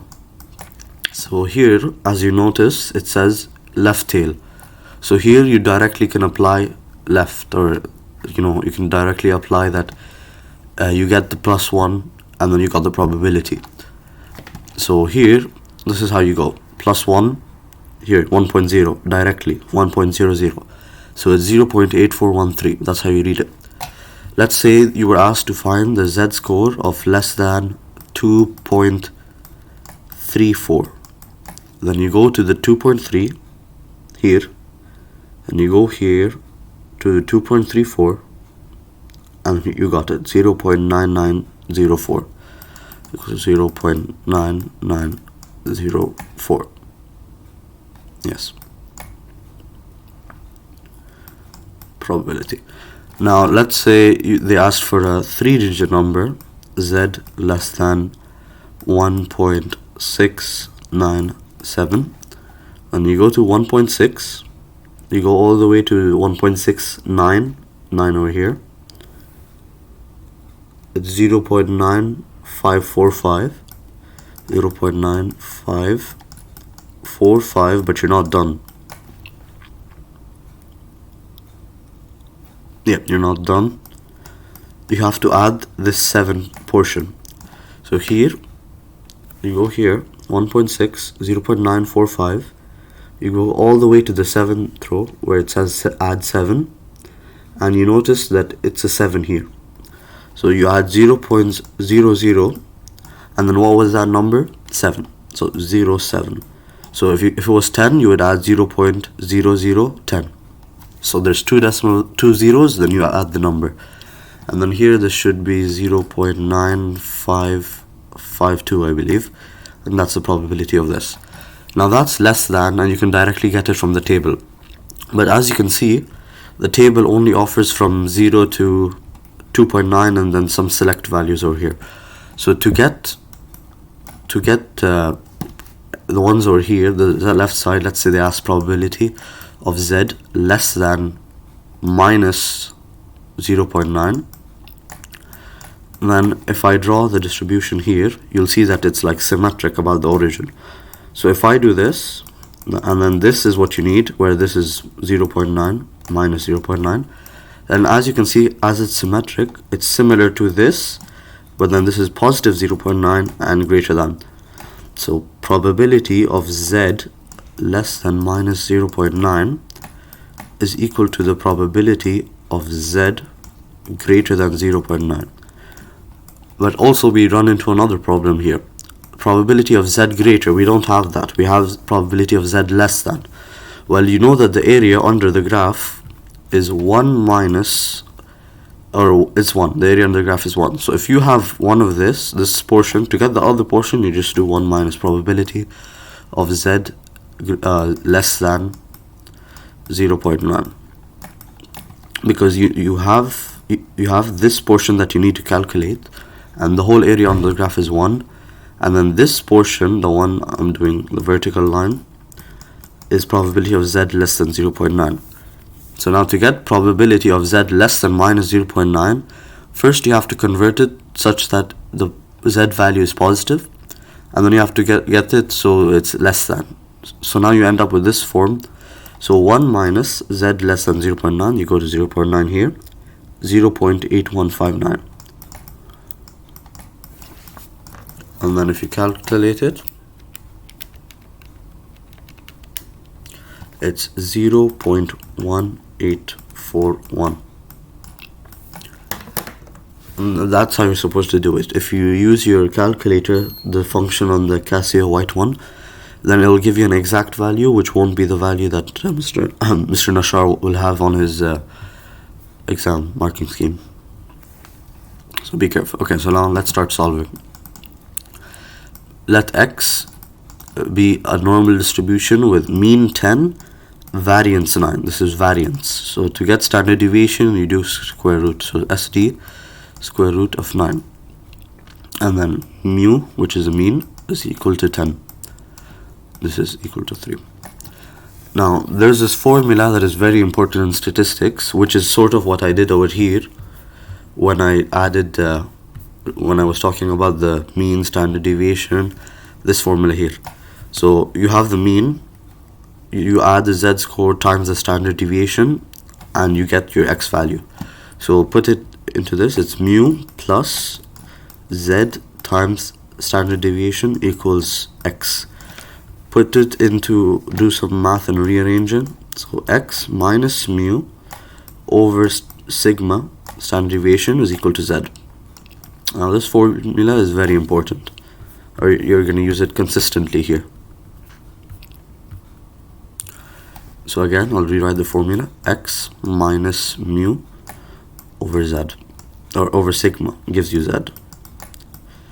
So z for part A is equal to 7 minus mu, which is 10, over 3. This is minus 3 over 3, so minus 1. And if you look here, x less than or equal to 7.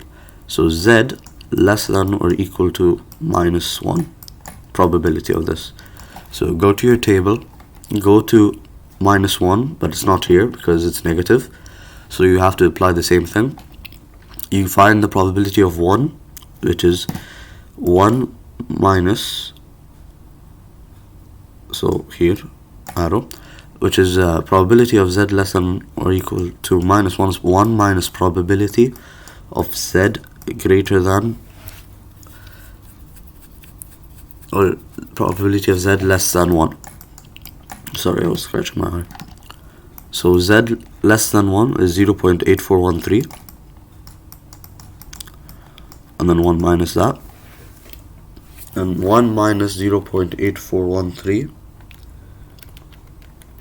is 0.1587, and that is what they gave us. Probability of x less than or equal to 13, well, 13 p z is equal to 13 minus 10 over 3. This is plus 1. Plus 1. It's equal to plus 1, which is this value here, because we did 1 minus probability of z less than 1, where this probability of z less than 1. So as you can see, we already used it, so we can directly extract it, 0.8413. 0.8413. Now this one, probability between two z values, well, let's find the z values first. This is negative 2 difference from the mean, and this is positive 2 difference from the mean. So probability of z, negative 2 over standard deviation is 3, so negative 2 over 3 less than, and then this is 2 above the mean divided by the standard deviation is 2 over 3. So you need to find the probability of this. So I'm going to draw the graph so you can visualize what's happening when I go forward. This is negative 2 over 3, and this is 2 over 3, and this is the mean. So what you want is this probability. So what you're supposed to do is get this whole probability of the probability of z less than 2 over 3, and then subtract it from this probability pz less than minus 2 over 3, and then you end up with this portion, which is what you need to find. So again, probability of z less than 2 over 3, which you can directly extract from the table, minus probability of z less than minus 2 over 3. And then again, let's convert this so we can get it off table values. It becomes 1 minus probability of z less than 2 over 3. 2 over 3. And we can also, the minus and minus cancel out, so then you get probability, or 2 times the probability of z less than 2 over 3 minus 1. And let's go for 2 over 3. So what they did here, it's kind of stupid, but it works for the marking scheme. So 0.6, well, 2 over 3 is 0.66666. So what you're supposed to have done is do 0.6, go to 6, then add the 7, because you round up. But they immediately rounded up to the second decimal place. So they did 0.67 here, which is 0.7486. So 2 times 0.7486 minus 1. 0.4972. 0.4972. So they rounded into the second decimal place, even though we have a third decimal place chart, so they should have done that. Next one, 2. This, it's easier now because they gave us directly the mean is 0 and the standard deviation or variance is 1. So now that you have this, you can know that these values are immediately the z-score, because x minus mu over sigma, mu is 0, sigma is 1. So this is directly equal to x, which is z. So this represents the z-score, all these x values. Now A, probability of z less than or equal to 3.1. You go to the chart, you notice that these go only as far as 2.999. So what you do is you just go further down and you see this.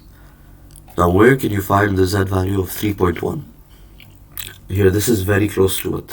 And as you can see, you have to go like 0.2 more to get even 5 difference. So just a 0.01 difference is going to have the same value, p-value. So this is equal to directly 0.999. Next one, probability of z less than or equal to minus 2.4. So again, you have minus 2.4, or you have a negative number. This is equal to 1 minus probability of z less than positive 2.4. So what you do is you do 1 minus probability, and then you flip, you take the sign away, make it positive. So I showed you how to do that before, like how it works actually. And then you go here, 2.4, 0.9918 directly, 2.4. 1 minus that, it's 0.0082, which is what we got here. C, z greater than or equal to 1.89. Z greater than or equal to 1.89. So again, what you're given in the table is z less than. So again, area under the graph is 1. 1 minus less than equals greater than. So 1 minus probability of z less than or equal to 1.89. Or in this case, it's less than, but it doesn't matter because this is a continuous distribution. So the width or the value of any one, like the area under it of any single one value, is negligible or 0. Z 1 minus, what's 1.89 less than? 1.8 is here. You go all the way to the end, it's 0.9706. So put that into your calculator, and you get 0.0294. Let's confirm. 0.0294. Next one, D, probability of absolute value of Z less than or equal to 2.05.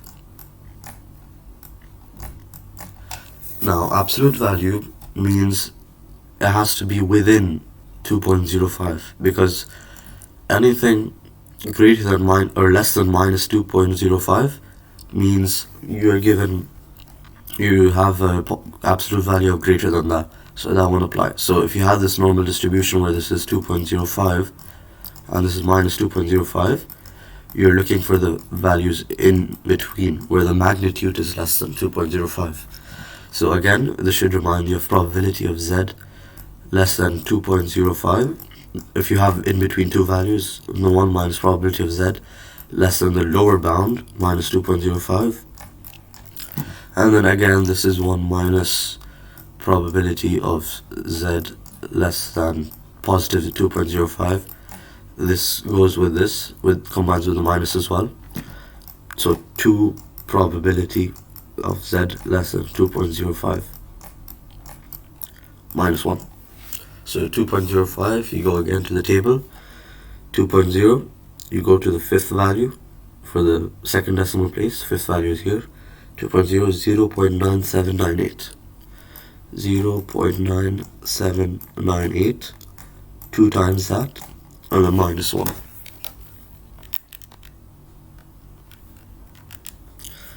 It gives you 0.9596. 0.9596 works. Next up, we have part E. Okay, so you'll notice that beyond like the Z value of 3, the P values start to get really large or relative to 1. So it basically approaches 1 for anything greater than 4 or greater than 3 or greater than 4. So you can just take this to be, infinity. So they just ask what's the probability that Z is greater than 0.21. So this equation, because 6 is very large, gives a really large P value. It's like doing P of Z less than 6 minus P of Z less than 0.21. But since this is large, this is equal to 1. 1 minus P of Z less than 0.21. And again, if you notice, this math function becomes P of Z greater than 0.21. So this is basically what they're asking you at that point when the Z value becomes too large, like 6 or like 5 here. So this is what it sums down to, but you have to use this again because they gave you Z less than for this table here, which is supposed to give you an exam. So 1 minus, where's 0.21? 0.2 is here, 0.583. 5832. And then 1 minus that should give you 0.4168, which is here, 0.4168. Next one, probability of Z greater than or equal to 1.3. So this is opposite of what we did here. Here we did the absolute value or the magnitude should be less, but for Z greater than, you do the outside portions, like here, this part. So you take each one individually and then you add them. Or you can figure out that since it's 1.3 and 1.33 as well, they're symmetric. So you can just calculate one of them and then multiply it by 2 to get the second one as well. It's symmetric, so you can just multiply by 2 to get the second area under the graph. So probability of Z greater than or equal to 1.33 plus probability of Z less than or equal to 1.33 is equal to 2 times the probability of Z greater than or equal to 1.33, and then since you need it in the form of z less than, you do 1 minus probability of z less than or equal to 1.33. So you go to your table, 1.33, 1.3 is here, add 3, it's 0.9082, 0.9082. 1 minus that, 2 into, put it in your calculator, you get 0.1836, which is what they got.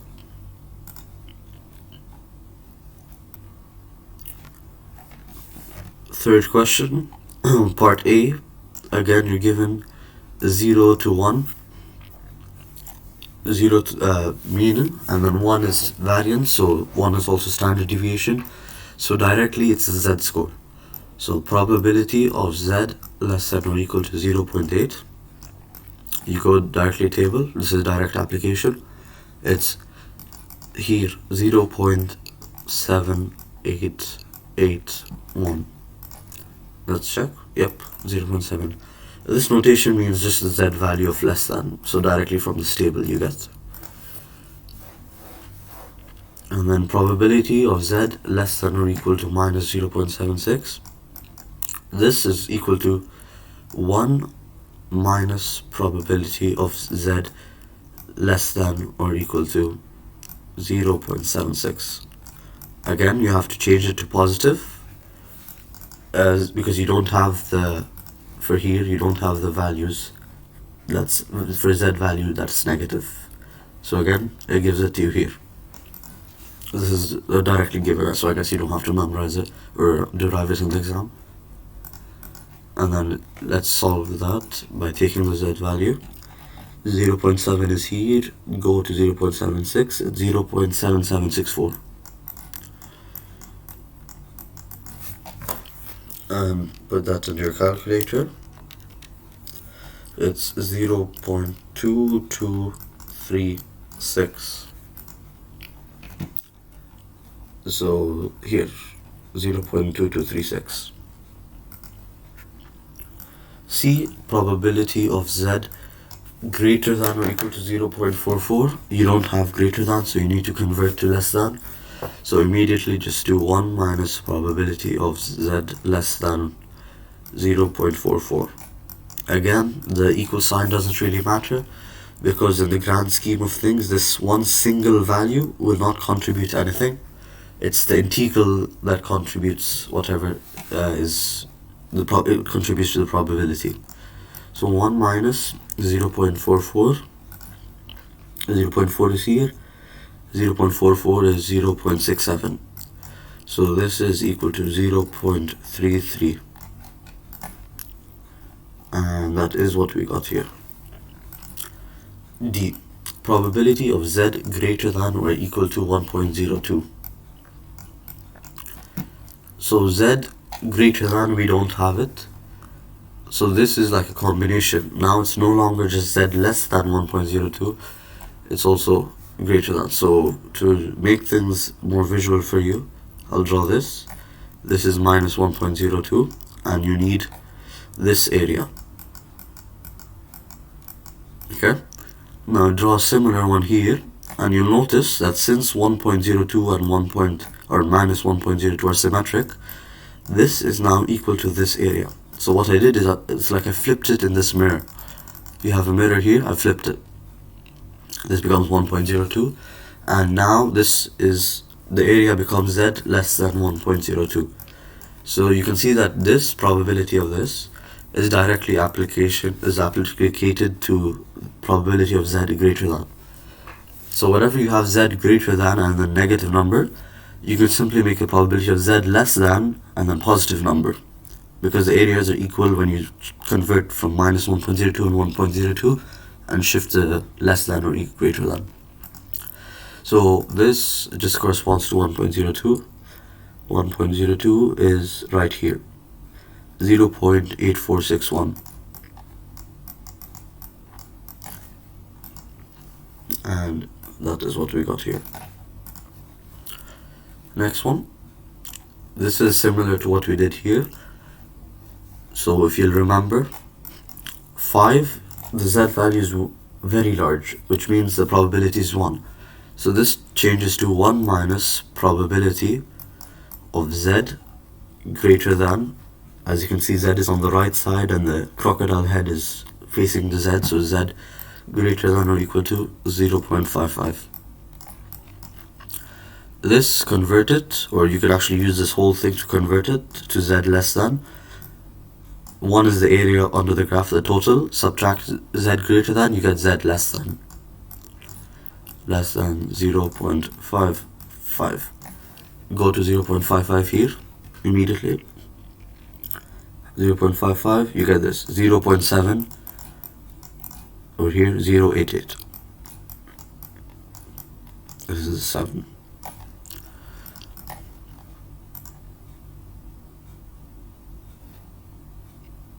Oh, sorry. Let me redo that. So E 0.55, so z greater than 0.55. This is what you need to find. This is what you need to find, z greater than. I was supposed to, if I did 1 minus, I'll put 1 minus probability of z less than 0.55, because that's the rule of in between. So instead I directly put z greater than with the 1 minus from the 5. So if you put the 1 minus, you have to make it z less than, because that's the function where it's, in between. You do the 1 z less than the upper bound minus z less than upper bound or lower bound. So here directly it's z greater than or equal to 0.55. It's equivalent to 1 minus that. So 1 minus that, and you get, sorry about that, 0.2912, which is what they got. Now F. So again, let's do what I was supposed to do at that time. So this is equal to probability of z less than 1.33 or less than or equal to 1.33 minus probability of z less than or equal to minus 0.4. So directly what I did then is I did plus z greater than or equal to 0.4, and then it corresponded with the wrong value because I applied it twice, or applied the changing twice. And there's 2 separate methods, I combined them, which is wrong. You're supposed to just choose one method. So again, let's solve this. Here we can get it from the table, but this is, you can't. So 1 minus z less than or equal to 0 minus 0.4. As you can see, you can use this table, and now this becomes minus 1 minus, I'll use that notation, theta of 0.4. And then this of 1.33. This basically means just take the value from the table. So see, it represents here. So 1.33, 1.3 is here, 1.33 is 0.9082 minus 1 plus, because the negative distributes here, 0.4, which is 0.6554. Put it into your calculator, you get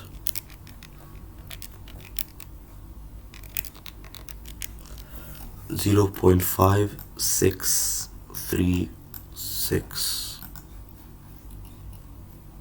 which is what we got here.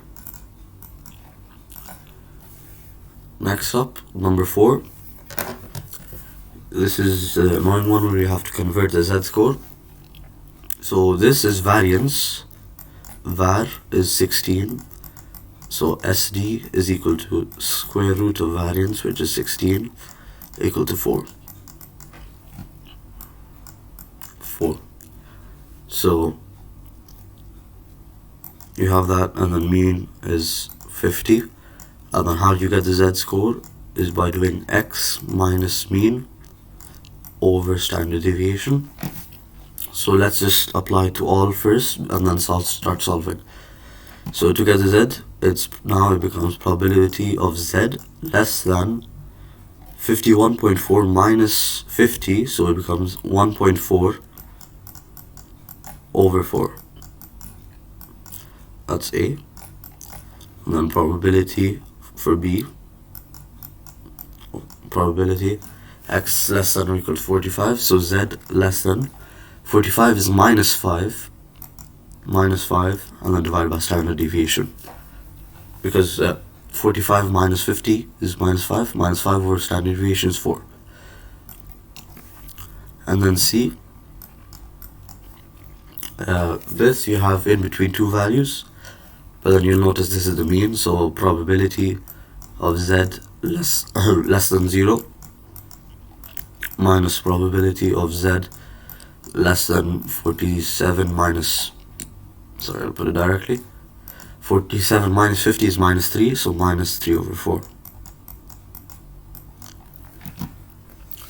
This z less than 1.4, let me put in my calculator just to make sure, it's 0.35.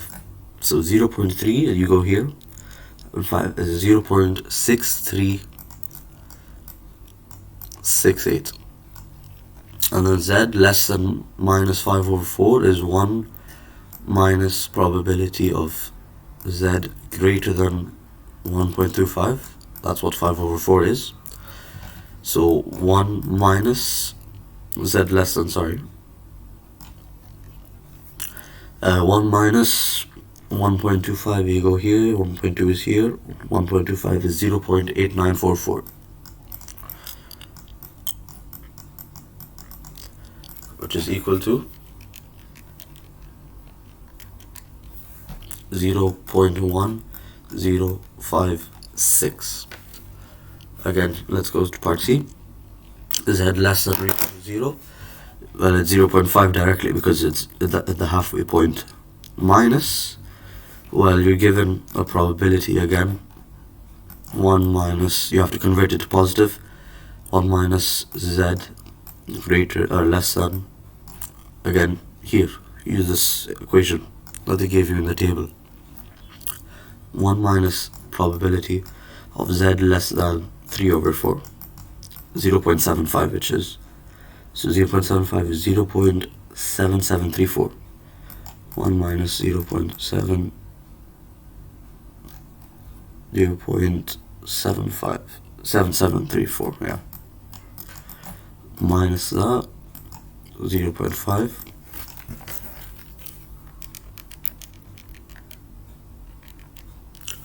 you get equal to 0.2734. Let's check our answers. 0.6368, yes. 0.1056, yes. And 0.2734, yeah. Number 5. A factory produces nails with weights that are normally distributed with a mean of 20 grams and a standard deviation of 1.6 grams. So mean 20, and sigma, which is standard deviation, is 1.6. What percentage of the nails weigh between 18 and 21 grams? So basically probability of 18 less than x less than 21, and then this corresponds with the probability of z. What values? 18 minus 20 is minus 2, so minus 2 over 1.6. And then 21, it's 21 minus 20, which is 1, so 1 over 1.6. And then let me get the numbers that we'll use. 0.625, minus 2 divided by 1.6. It's minus 1.25 less than z less than probability of this. So this becomes theta of 0.625 minus theta, minus, since this is a negative number, you do 1 minus, use this rule over here they gave you, 1 minus theta of positive 1.25. So this is now equal to 0.625.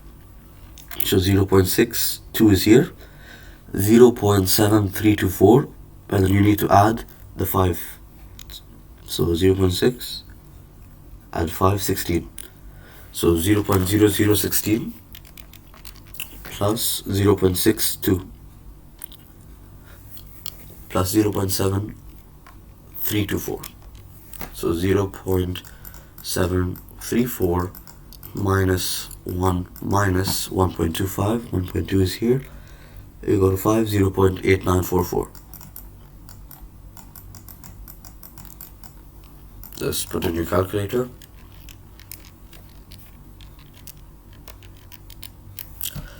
0.6284.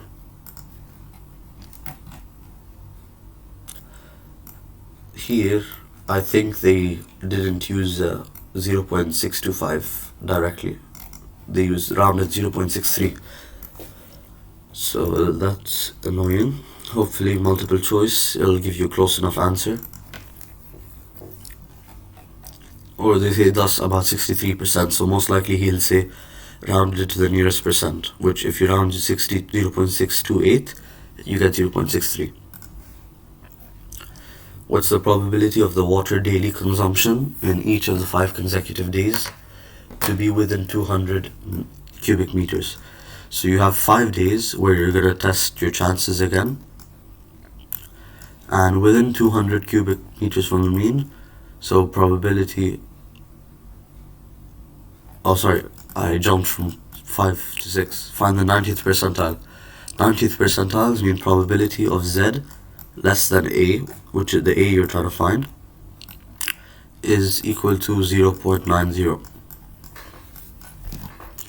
So 0.90, you go to your graph here, and the closest one is here, this one, 0.8997. So that's 1.28. So A is equal to 1.28. Yep, 0.8997. Normally you're supposed to add these 2 or 4 to make it very close to 0.9, but I'm assuming Mr. Nashar just took it directly values from this only. He didn't consider this. So you have 1.28. So this is the Z value. You need to find the X. So Z is equal to X minus the mean, which is 20, over 1.6. So X is equal to 1.28 times 1.6 plus 20. So 22.048, which is what we got here. In what range of percentiles does a nail of weight 21 grams fall? Okay, so here, weight 21 grams. So I think what they mean in this case is the 21 grams has its own, and then this is sort of like binomial, and then there's 20 grams, and then there's 22 grams. So if you were to plot this, then 21 would have 0.5 and 0.5 above, because the singular one doesn't count. So it'll be 21.5 and 20.5. So these are the ranges. This is the upper bound, this is the lower bound for the percentile. So this is 0.5, 0.5, and when you add them together, it gives you 1 each. So let's start. Probability of Z, this is the upper percentile, 21.5 minus 20 is 1.5, over 1.6, and 20.5 is probability of Z less than is for percentile, and 20.5 is 0.5 minus 20, obviously, and then 1.6. So 1.5 over 1.6, it's 0.9375, so you would have to usually round it to 0.938. Let me just check if they did.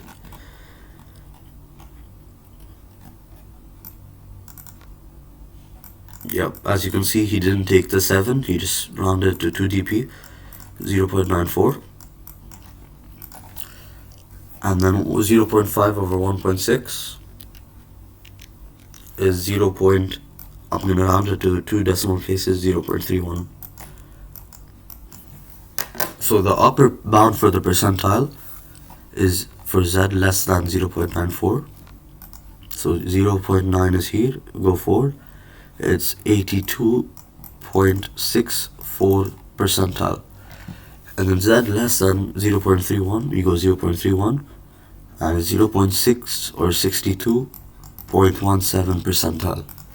So the range of percentile is between the 83rd, he rounded it again, the 83rd and the 62 percentile.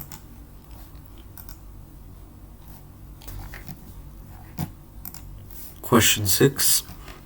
Suppose it's normal with mean 4,800 and standard deviation of 320, but since when we have this notation we put variance, so I'll just put squared here.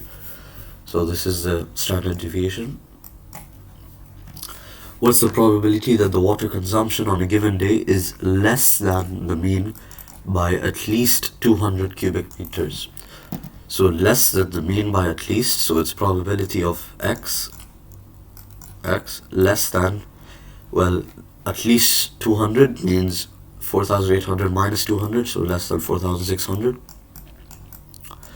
And then this corresponds with the z-score of minus 200 over 320, which is equal to the probability of, let me just check what value that is. It's 0.625, but I bet he rounded it to 0.63. So this is minus, obviously, minus. And then obviously you use the rule that's given of z less than minus z is equal to 1 minus positive z. So we do 1 minus probability of z less than 0.63. Apply this rule here. 0.63 is 0.7357. So I'm just gonna write it here, theta, because we're gonna have to use it, of 0.63, it's not minus, it's positive, is equal to 0.7357.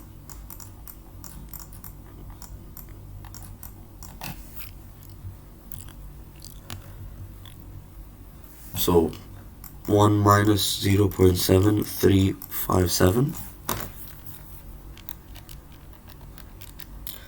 it's 0.2643. And here, oh, looks like he didn't round. Okay, so if you didn't round, which is good, 0.62, it's 0.7324.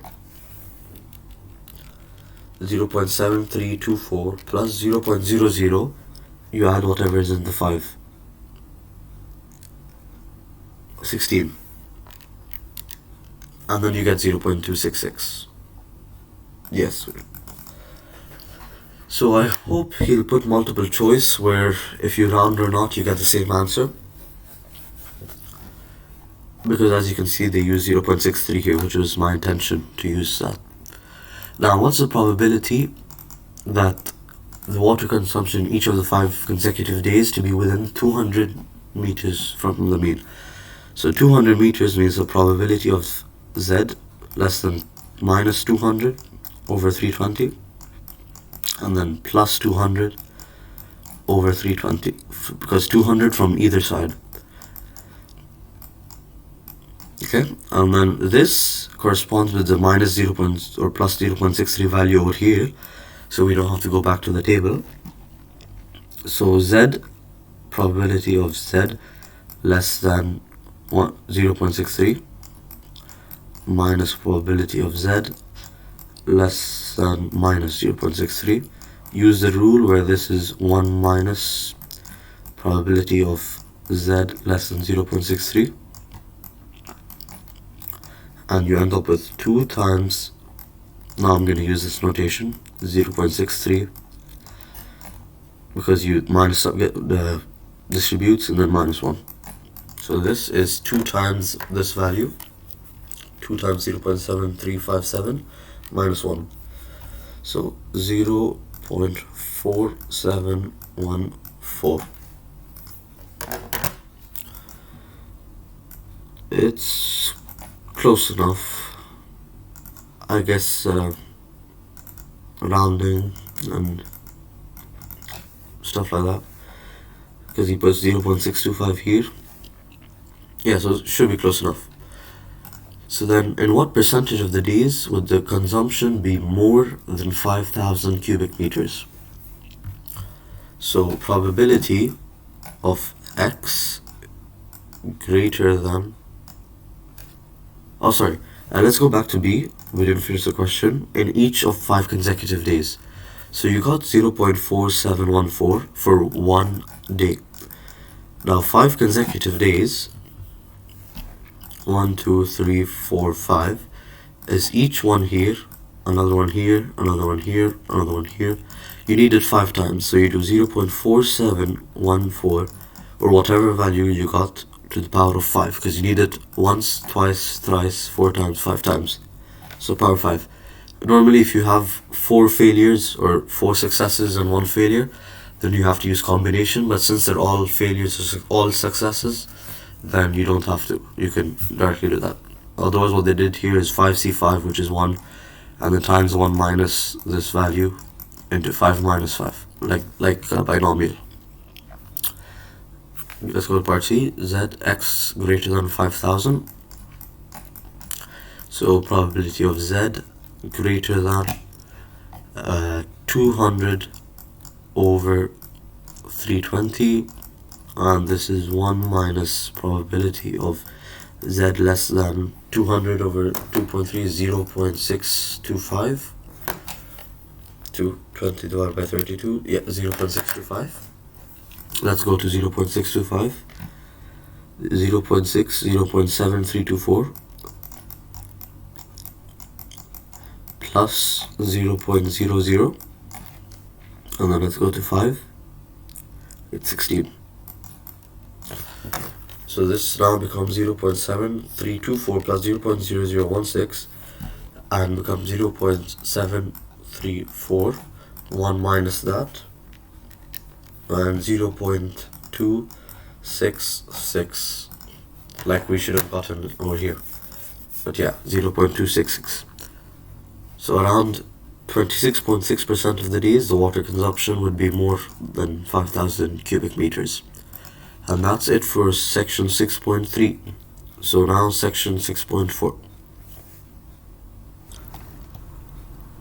Chapter 6, section 4.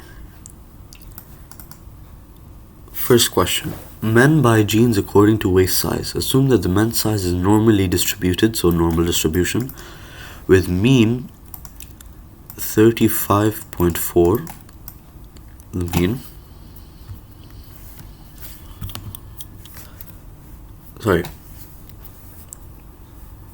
the mean is 35.4 and standard deviation is equal to 1.8. A man enters a shop. What's the probability that his jean size is from 38 to 40? So probability of 38 to 40, where x is his jean size. So this corresponds with the probability of z less than, and then it's in between what?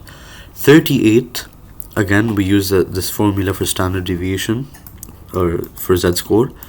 It's x minus mu over sigma, which is standard deviation. So 38 minus 35.4 over 1.8, you get around 1.44. Now instead of 38 we plug in 40, so 40 minus 35.4, the whole thing over 1.8, we get 2.44 0.56, and this is I rounded it to 2 dp, and we should get a similar answer, and then multiple choice, hopefully we choose the most similar option. The differences can be attributed to rounding. So this is probability of z less than 2.56 minus probability of z less than 1.44. This is A. So we go here, 2.56, you go 2.5 is here, so 2.56 is 0.9948 minus 1.44, 1.4 is here, it's 0.9258.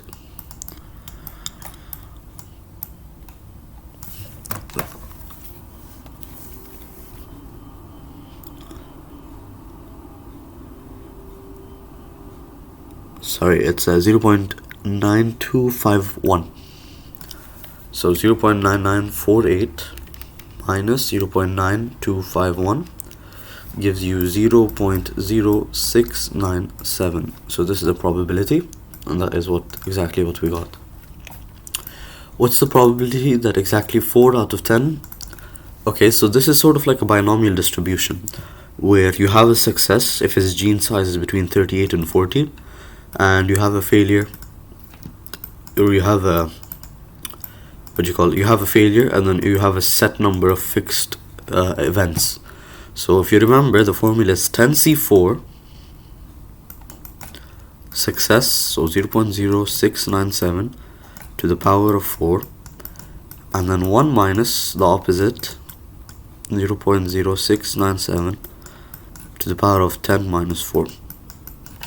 Plug it into your calculator.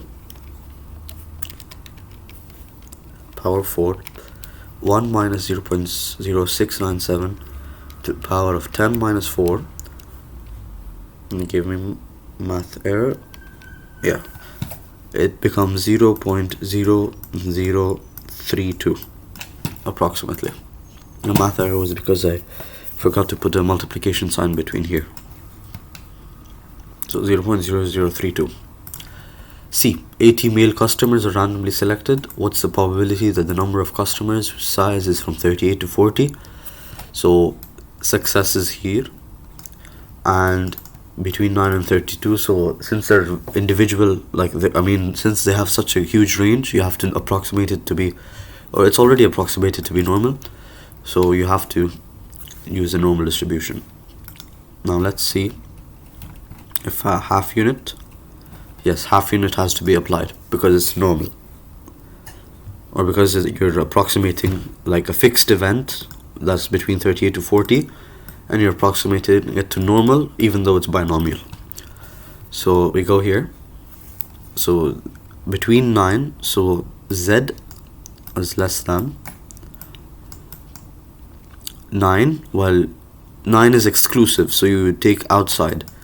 So like if you are here and this was 9, you don't need 9, so you start outside of it, so you take 9.4 because you want the inside. 9.4 minus you have 80 events, so mu in this case is going to be 80 because 80 male customers are chosen, times the success, which means 38 to 40, so times 0.0697.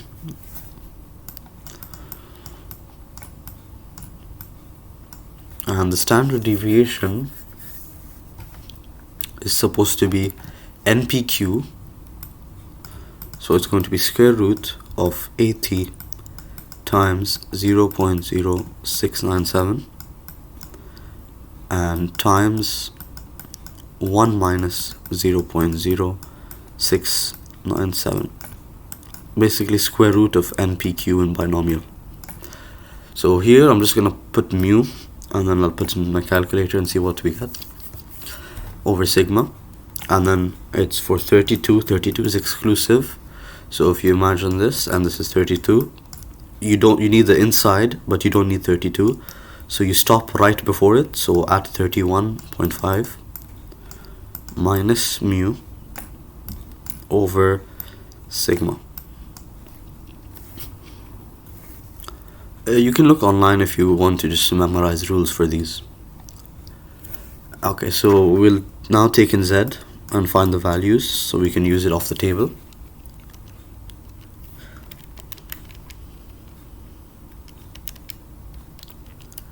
So 9.5 minus 80 times 0.0697, square root of 80 times. So we get this to be 1.72 approximately. Let's just confirm. Yeah, 1.72. And here it's 31.5 minus all that. So this becomes a huge number, 11.4. Well, here's the deal. Remember from before, if Z value is very high, like if it's even above 4, then you can get the probability to be 1. It's too close to 1 for even the calculator to recognize. So it becomes 1 minus, which is a probability of Z less than 11.4, the probability of Z less than 1.72. So 1 minus 1.72, 1.7 is here, 1.72 is 0.9573. So this is equal to 0.0427, which is what they got here. And we're done with number 1. Number 2.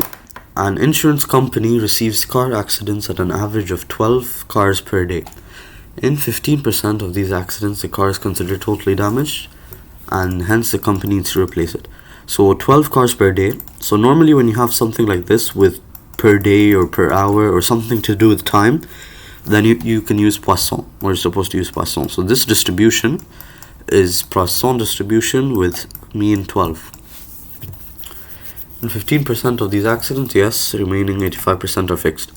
On a given day, what's the probability that the company receives less than 4 accidents? So less than 4 means 0, 1, 2, and 3. And then as we know from our homeworks, Poisson, you need this formula, e power minus lambda, lambda power x over x factorial, where lambda is this value and x is whatever value you need. So in this case, you do e minus, let me take e minus lambda out because it's the same for all of them. E minus lambda out, then 12 power 0 over 0 factorial plus 12, which is lambda, power 1 over 1 factorial. So doing for 0, 1, 2, and 3, plus 12 power 2 over 2 factorial plus 12 power 3 over 3 factorial. And as you can see, it's much easier to take the e minus out, e power minus 12, because when you put in your calculator, you don't have to repetitively input it.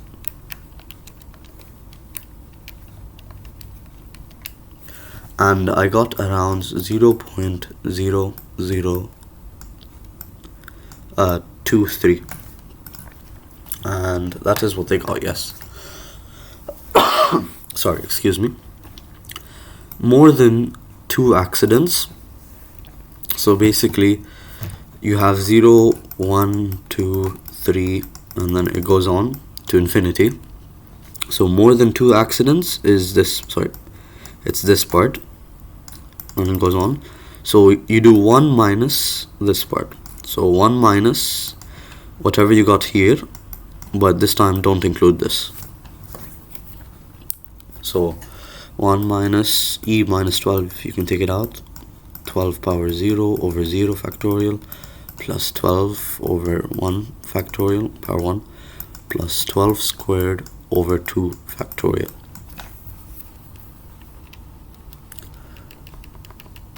And I got it to be around 0.9995. Yep, and it's 0.9995. 2 cars that are totally damaged. This one is different. It's not how many accidents happen, it's how many of them happen that are totally damaged. So this time you approximate it to Poisson, or you use Poisson, but now it's not 12, it's 12 times the totally damaged percentage, which is 15. So Poisson again. X is Poisson, but now it's 12 times 0.15, which I believe is 1.8. Yeah, it's 1.8. So 2 cars that are totally damaged. So only 2. So again, use this formula for Poisson always. It's pretty much the only formula for Poisson there is that we need to know of. E power minus 1.8 times 1.8, and x is 2 over 2 factorial. So take your calculator out and do it.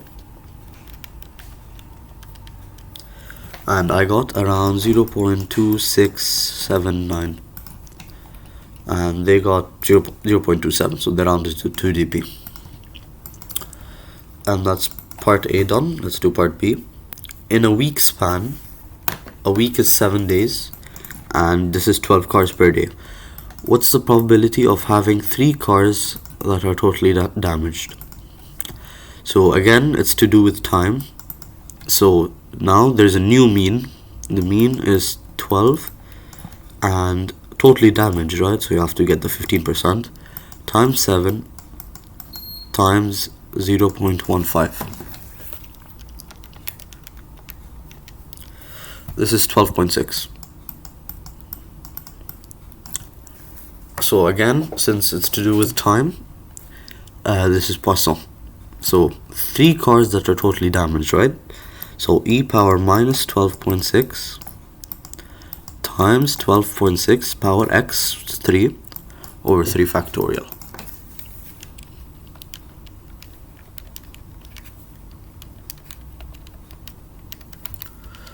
And I got 0.0011, and yeah, 0.01. 60 or more cars that can be fixed. Okay, 60 cars, right? Now 60 cars,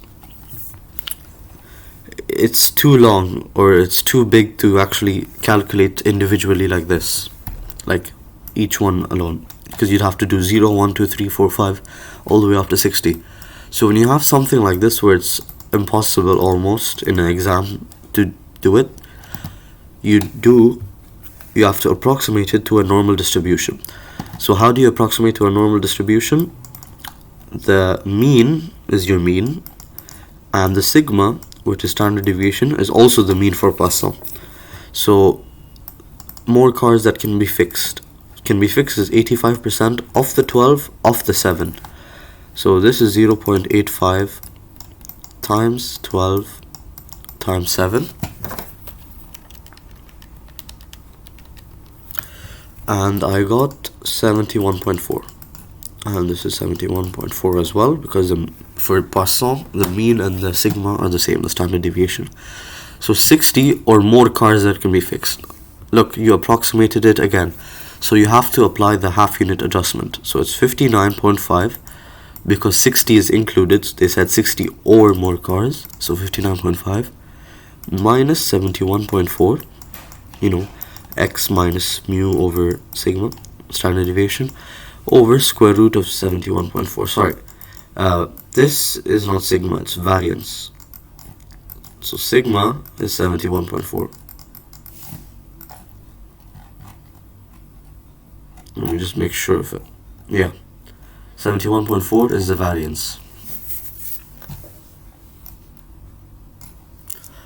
So you put this in your calculator, you get the Z score. So 59.5 minus 71.4 over square root of 71.4. I got minus 1.41. So this had 60 or more cars, so probability of Z greater than minus 1.41. This is equal to probability of Z less than 1.41. You use that mirror tactic, like here, and then mirror, and then here. So Z greater than minus 1.4, then it's here, less than 1.41. This is minus 1.4, and this is 1.4. So flip it, and you see that it's like Z less than 1.41. You go here, 1.41 is 0.9207. Here, 1.41. So they said, yeah, find the probability 0.9207. That is what they got. Last one for the whole chapter really, because 6.5 is not included. So 3. Service station receives, again, 20 cars per hour. It's Poisson.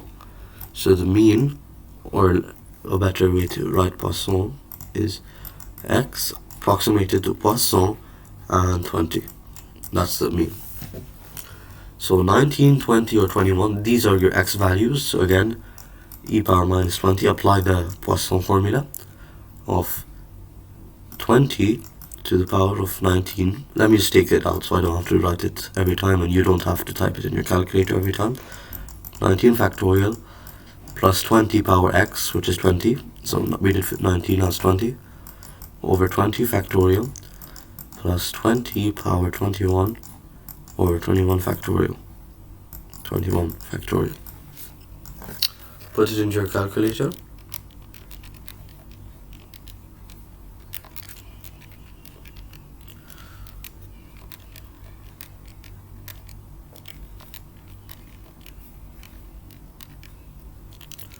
And you get around 0.2623. And they got 0.2623, correct. So now 180 or more cars during a given workday. So again, you have times, you have something to do with time, so it's Poisson. But this is during a workday, which is 10 hours, so 10 times 20, so it's 200. Again, it's 180 or more cars. You have an interval, you don't have these individuals, so it's almost impossible to do 0, 1, 2, 3 all the way up to 1 to 80. So you have to approximate it, where mu is equal to 200. Var is also the same, is 200 variance. And then sigma, which is standard deviation, is square root of the variance, so 200. Now 180 or more cars. So 180 is a fixed number, but you're approximated to a continuous normal. So that's why you have to apply the half unit. So 180 is included. So 180 is included. That says 180. And this is the area you need to find. And 180 is included, so you have to include the one a bit to the left, which is 179.5. Again, you can look online or ask me personally on WhatsApp if you want. I'll send you the rules for it. So 179.5 minus the mean, the 200, over square root of 200. Put that in your calculator. And I got minus equals minus 1.45. So this means probability of Z, 180 or more cars, right? So greater than 1.45 minus 1.45. And this means it's equal to the probability of Z, again like the mirror effect, 1.45. You go to 1.45, it's 0.9265. So 0.9265, it's the probability. And he took the 5 out, but it's close enough. So that is it for chapter 6, and that's it for statistics, and that is our last exam of grade 12. Hope you have good lives, enjoy your universities, and stay safe.